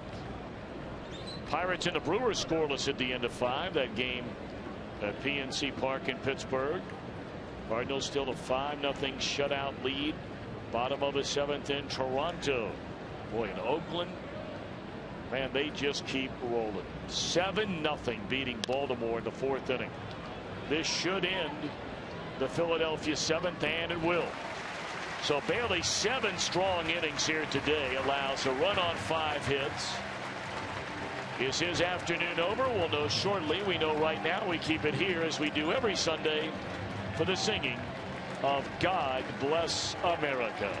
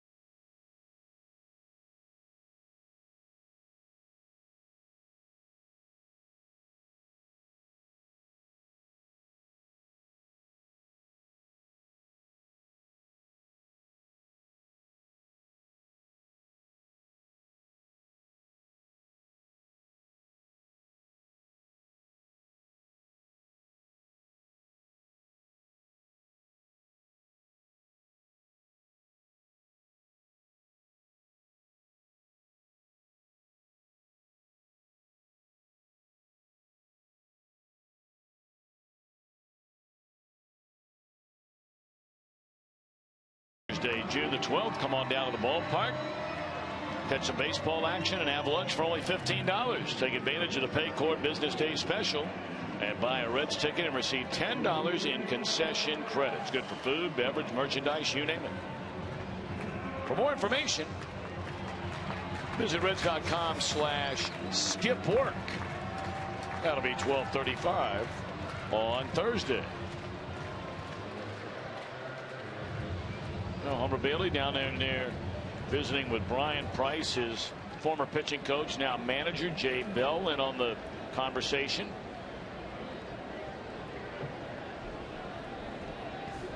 His spot due up third here in the inning. So we're going to know before this inning is over whether or not Bailey will be given a chance to come out for the 8th, or whether they're with a 3-run lead going to hand it over to the bullpen. We know the Phillies have gone to their bullpen and brought on the left-hander Antonio Bastardo. Veteran left-hander. Guy that'll give you about 60 games a year on a typical year.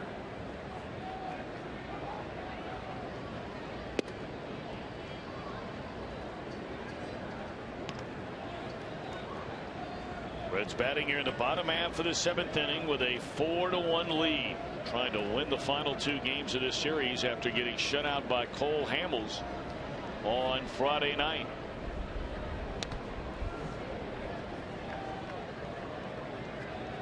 Hamels had help behind him in that game from Adams and Papelbon. Adams, by the way, went on the DL today.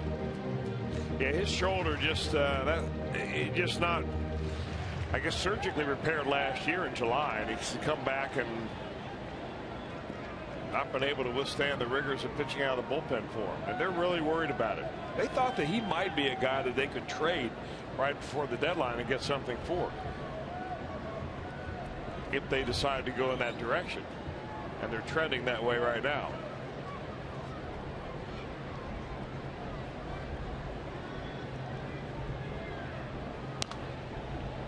Breaking ball fouled out of play by Lutz. Yeah, I'm afraid that, excuse me, Tom, Lutz has probably seen his last fastball from Bastardo, who is very tough on left-handers. These Philadelphia Phillies now have officially the worst record in the National League. Only one team is worse in all of baseball, and that would be the Tampa Bay Rays.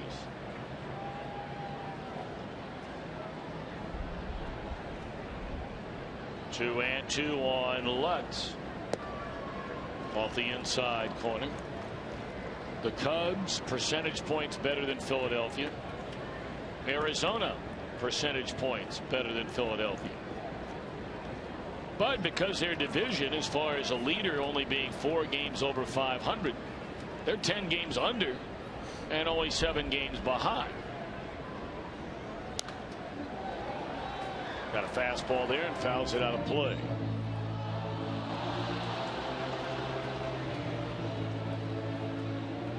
Yeah, baseball's a funny game. I mean, Miami was wearing out all the good teams, and then all of a sudden they go to Chicago over the weekend, and they are trying to avoid getting swept, where the Cubs all of a sudden have won 5 in a row.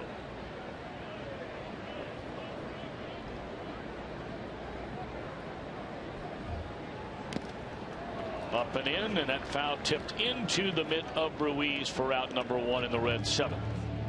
Well, coming up after the game, Jim Day standing by in the sports condominium owned by Fox Sports Ohio for Reds Live, and it's brought to you by King's Honda. They were fired up down there after the ball game last night. Tell you, Jim Day and those fans that have gotten used to gathering around him, I mean, they have become as one, if you will, over the last number of years.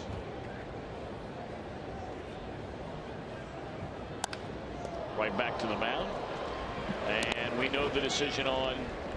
No, we don't. How about this? Ryan Ludwig was standing in the on-deck circle, and they just called him back, and they're going to send Homer Bailey to the plate. Now, that doesn't always mean he's staying in the game. Well, it should. It should is right. I like this. I mean, you know, I don't think anybody knows Homer Bailey in this Reds organization better than Brian Price does. And one of the considerations, of course, is the fact that the Reds will have that 4-game series against the Dodgers, and then go right into Milwaukee and play without an off day until next Monday. So, you know, when you start piling games up in a row like that, you just got to start thinking about your bullpen. So if you can get one more inning out of a starter, you may save an arm and help save your bullpen overall. So And I think while you're feeling good and throwing the ball well, you might as well stay in there.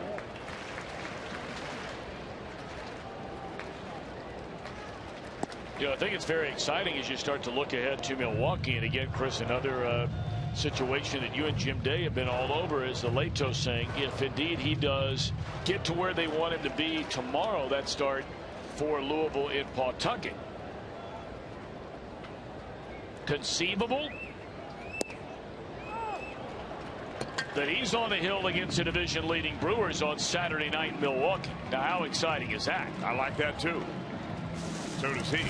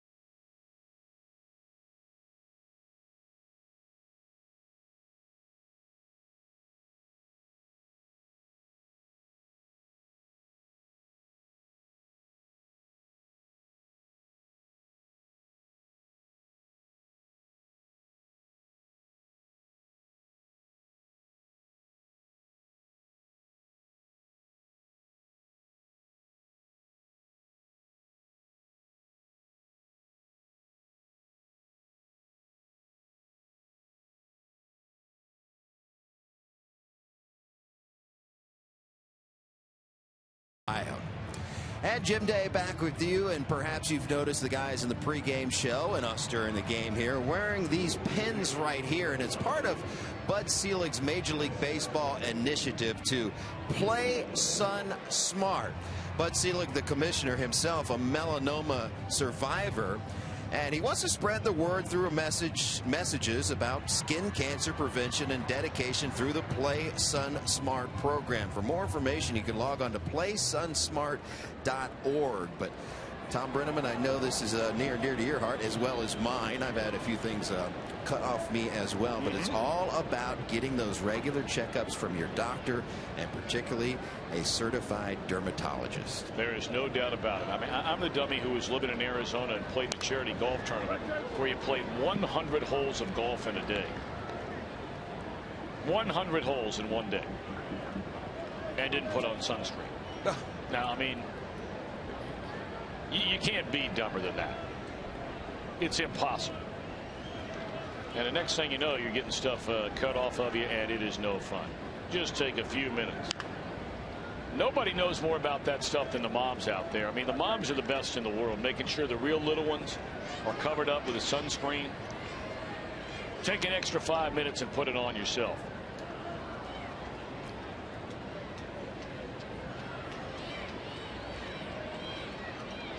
Oh, and 2 on Chase Utley, going right through the heart of the order one more time. Homer Bailey, and he'll retire Utley on a ground ball to Phillips. Pitch number 111 for Homer Bailey. Homer Bailey today has not been off the charts with strikeouts, but the ones that he has had have been very good ones, and we're going to look at those in our Mazda pitch by pitch. Looking right there goes a couple of left-handers. Swinging through it is Ryan Howard. In fact, he got Howard a couple of times. Marlon Byrd goes down. That was in the 6th inning. And Homer Bailey, our Mazda pitch by pitch punch outs this afternoon.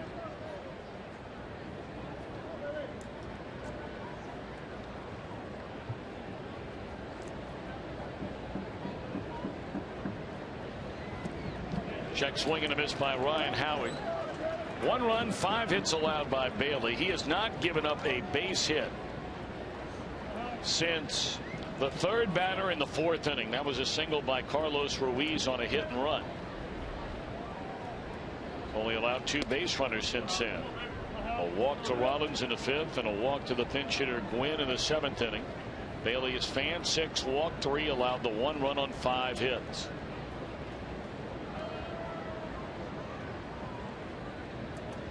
But still just a 3-run lead with 1 out and none on here in the 8th inning. We'll see Aroldis Chapman cranking it up here soon, if not already.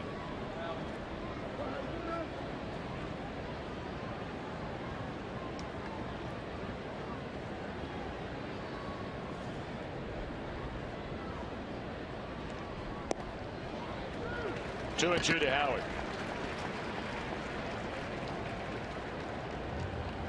Right around this point in the game is where we have seen Bailey over the last couple of years all of a sudden hump up and deliver a 97, 98 mile an hour fastball. We saw that 2 starts ago in LA. He is so big and so strong. And that's 96 on the outside corner. Yeah, you know, he is a guy that gets stronger as the game goes on, Tom. I think a lot of that is due to the fact that he is better conditioned now than he ever has been before. His off-season regimen, strength building. They make sure that he stays on it. Boy, that's perfect placement right there. Ryan Howard goes down for the 2nd time today on a strikeout.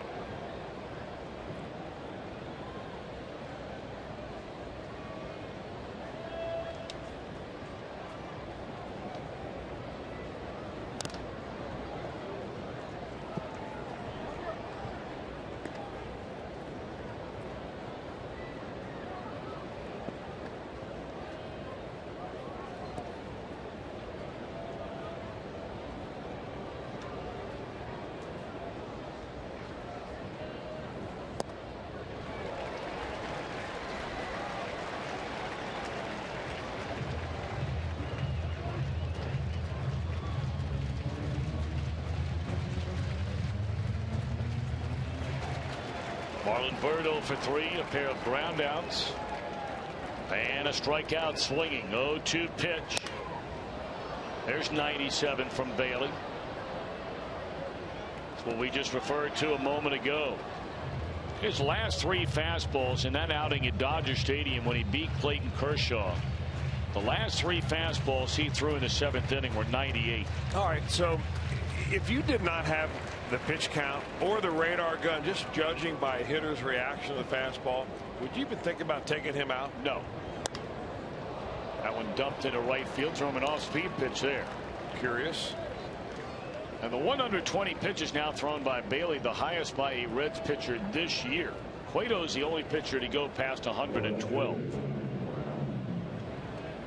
So are you're clearly not a fan of the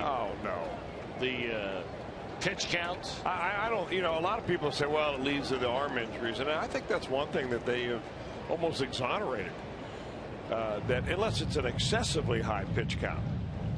I go back to, you know, thinking about what Juan Marichal said when he came into Cincinnati a few weeks ago and spoke up at the Green Diamond. Then we looked up some of his numbers after he spoke. He, of course, pitched that very famous 16-inning ball game where he threw 227 pitches. But later in his career, he went through a stretch where he pitched 19 games in a row in which he pitched at least 9 innings or more. Pretty good. And you can throw the pitch counts right out the window. Never had Tommy John surgery.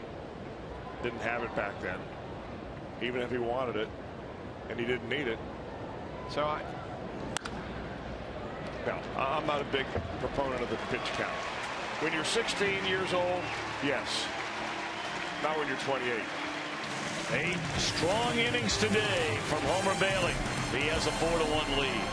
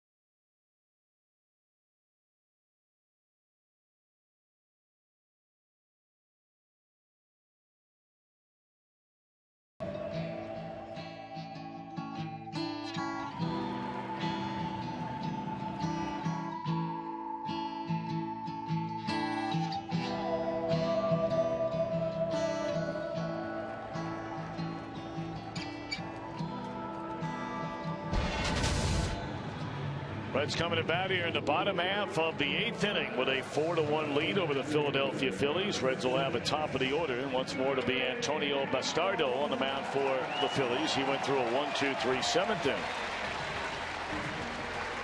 And a nice round of applause, and why not, for Billy Hamilton. Had a 2-run home run in that 4-run 5th inning.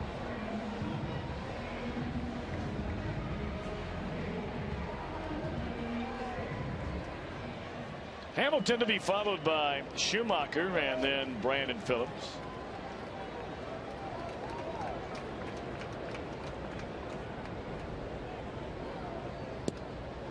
And ball 1 from Bastardo.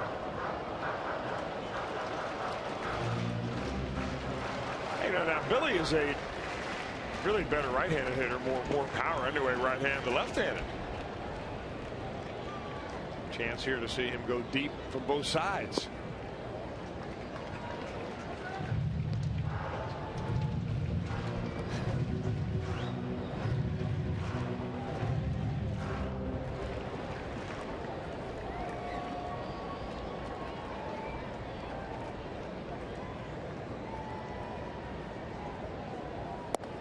In there, strike to Hamilton. 2-1.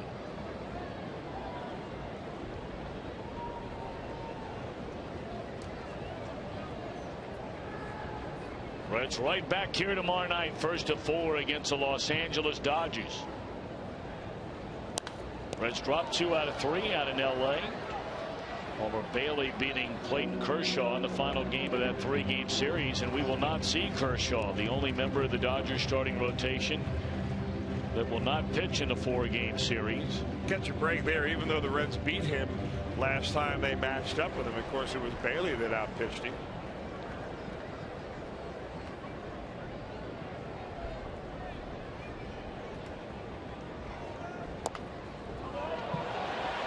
Hamilton busting it up the line. What a nice play by Carlos Ruiz. He has made some nice plays behind the plate in this series. He's a good player, and he comes a long way to get that. Look at that, how athletic he is, turning, firing, and finding a strike to first base.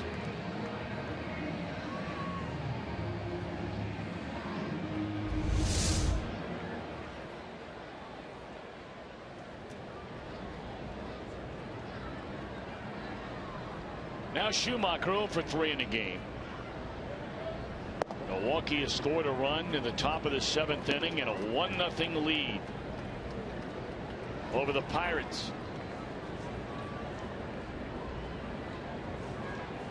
And Giovanni Gallardo is coming off a disastrous outing his last time out. But right now, better than Charlie Morton and the Pirates. Morton with a 2-7 record for Pittsburgh this year and a very high ERA.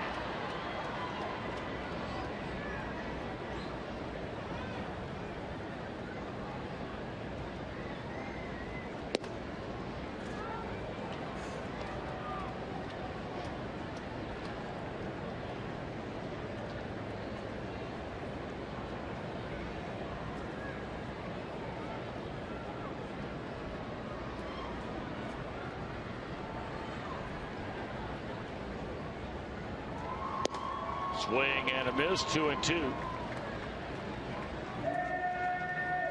And the Pirates made a change in their starting rotation. We were told that Charlie Morton was going to start. Instead, they brought back the left-hander Jeff Locke. Well, this time a year ago, Locke was among the best pitchers in the National League. He's throwing the ball really well today, only 3 hits, but he's being out-pitched right now by Gallardo, who's also only given up 3 hits.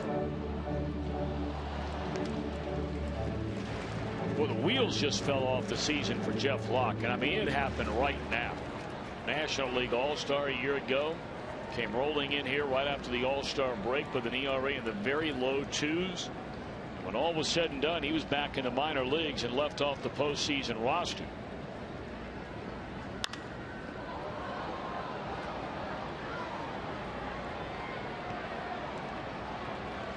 Fly ball handled in left field, 2 away in the inning. Well, don't miss Fox Sports Live. They'll bring you the latest news and highlights from a full day of baseball, the NBA, the NHL. Fox Sports Live nightly on Fox Sports 1 and streaming live on Fox Sports Go. 2 down in the Reds' 8th inning.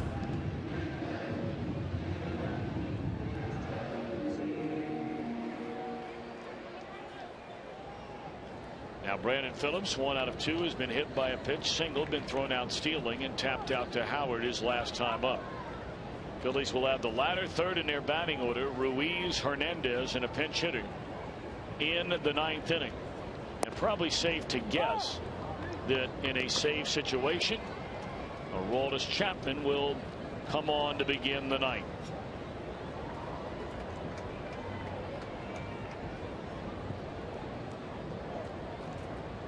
Under the watchful eye of Mac Jenkins out there, and of course Nielsen Antigua, the bullpen catcher, foul out of play. Well, you get a day like Homer Bailey's had on the mound. It gives Nielsen the day off.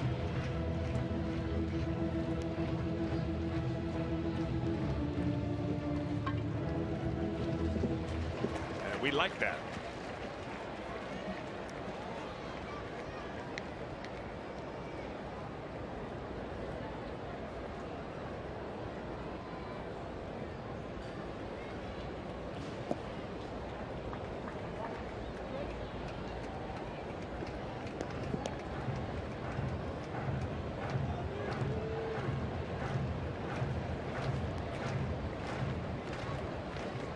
One and two on Brandon Phillips.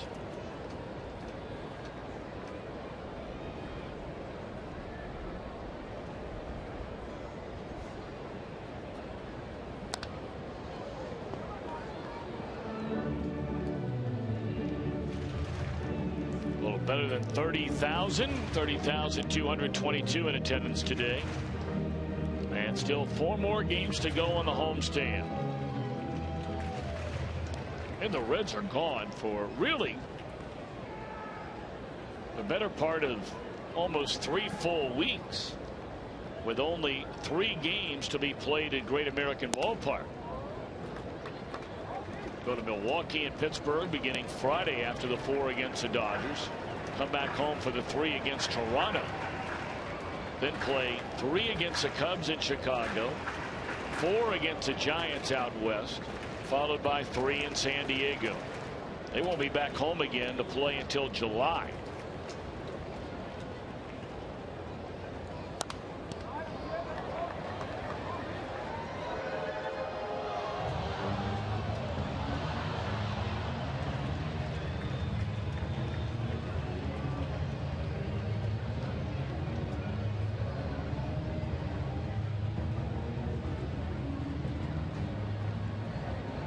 A little more than a month, the Reds are going to be playing the Milwaukee Brewers 9 times. Reds have not yet been to Milwaukee this season. There's a ground ball to second base. And Utley will throw out Phillips, and here we go in the 9th. Aroldis Chapman set to come on and nail it down for Homer Bailey.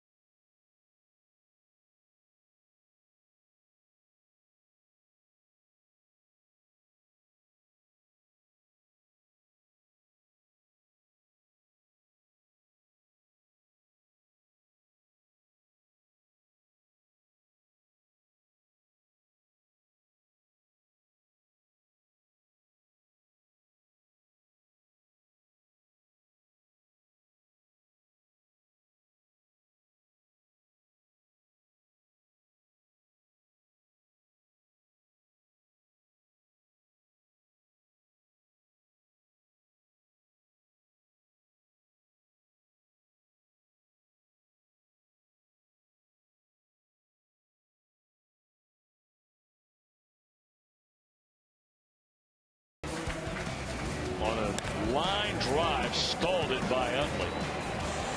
Tracking speed and nearly on an off-balance throw had enough on it to double up Jimmy Rollins. Almost.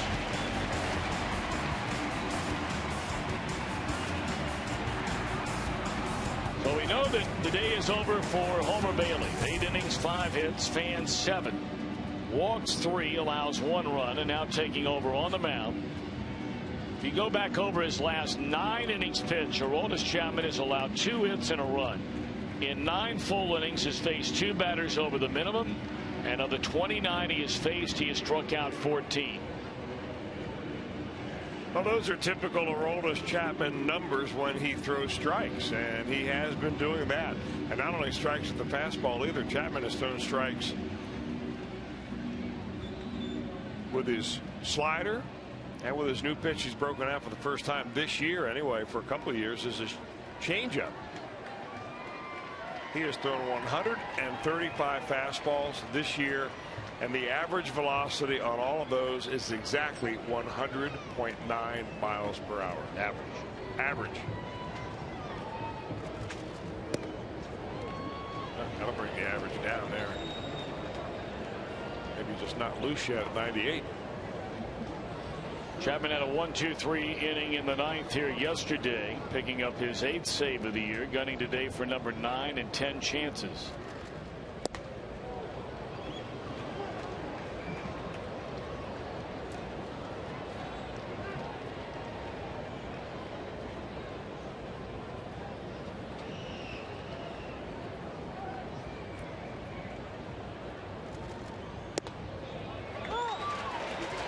Two and one.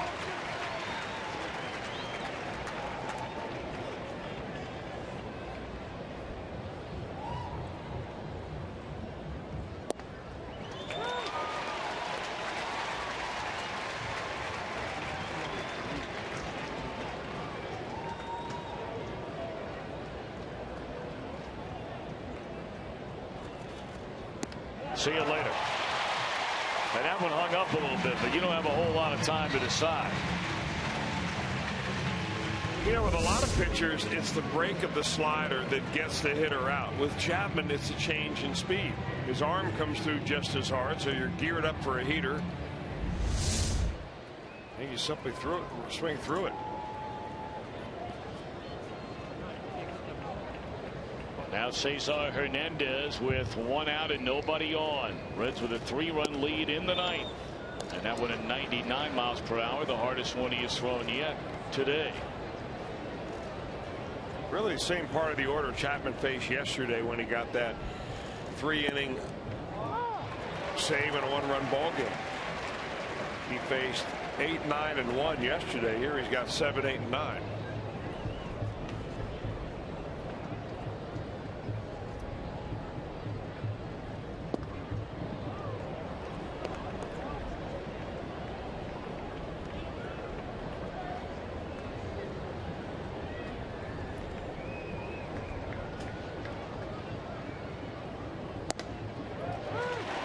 Well, since both have come off the disabled list and both at full strength health-wise, it's hard to imagine a better combination, and that's what you thought when the year began, than Broxton and Chapman.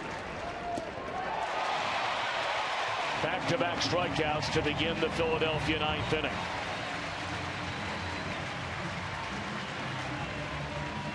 Well, another strikeout on another slider. He got Ruiz to start the inning that way. A little better one right there. That one broke right down and into Hernandez. And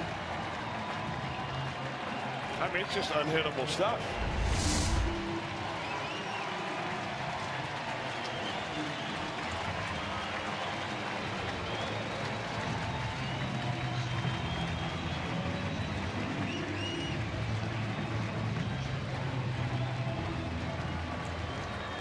John Mayberry Jr. up to pinch hit. Strike one.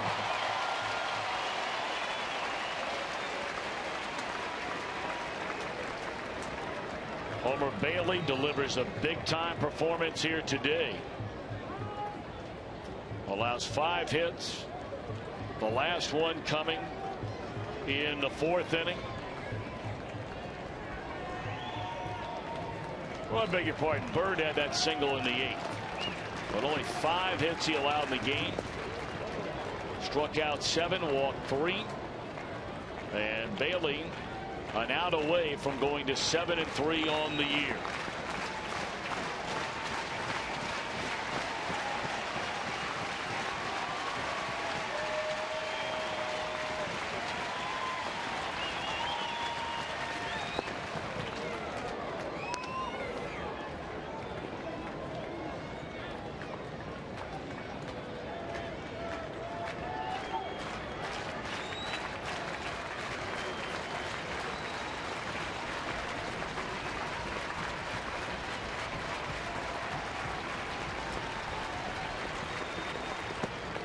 Slider in there, strike.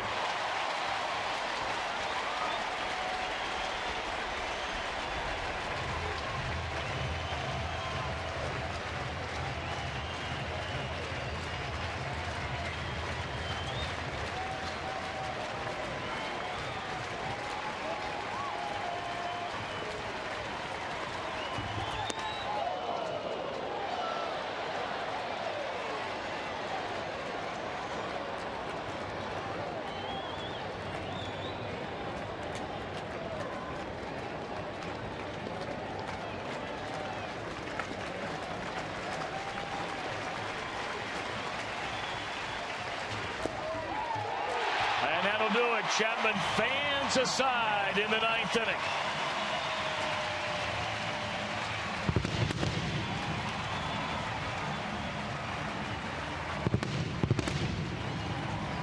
Billy Hamilton, a 2-run home run. Homer Bailey, the story in this one, though. 8 innings, allows 1 run, delivers a 2-run single when his team trailed by a run in that 4-run 5th. And the Reds win the series 2-1, final of 4-1 today. Well, a good win, really a must-win for the Reds in this series. They had to figure they're going to get at least 2 out of 3 against this Phillies if they play hard and play well. They did not do that against the Giants. But now getting ready for a big 4-game homestand as it continues against the Dodgers. Brian Price hopes that his ball club is on a little bit of a roll now. Well, as promised, it is our Miller time moment, and it's Aroldis Chapman, who now of the last 32 batters he has faced has struck out 17 of them. Getting the first 2 batters in the inning on the slider, and then takes care of Mayberry on the save. As the Reds come away 4-1 winners. We have more to come from Great American Ballpark in just a moment.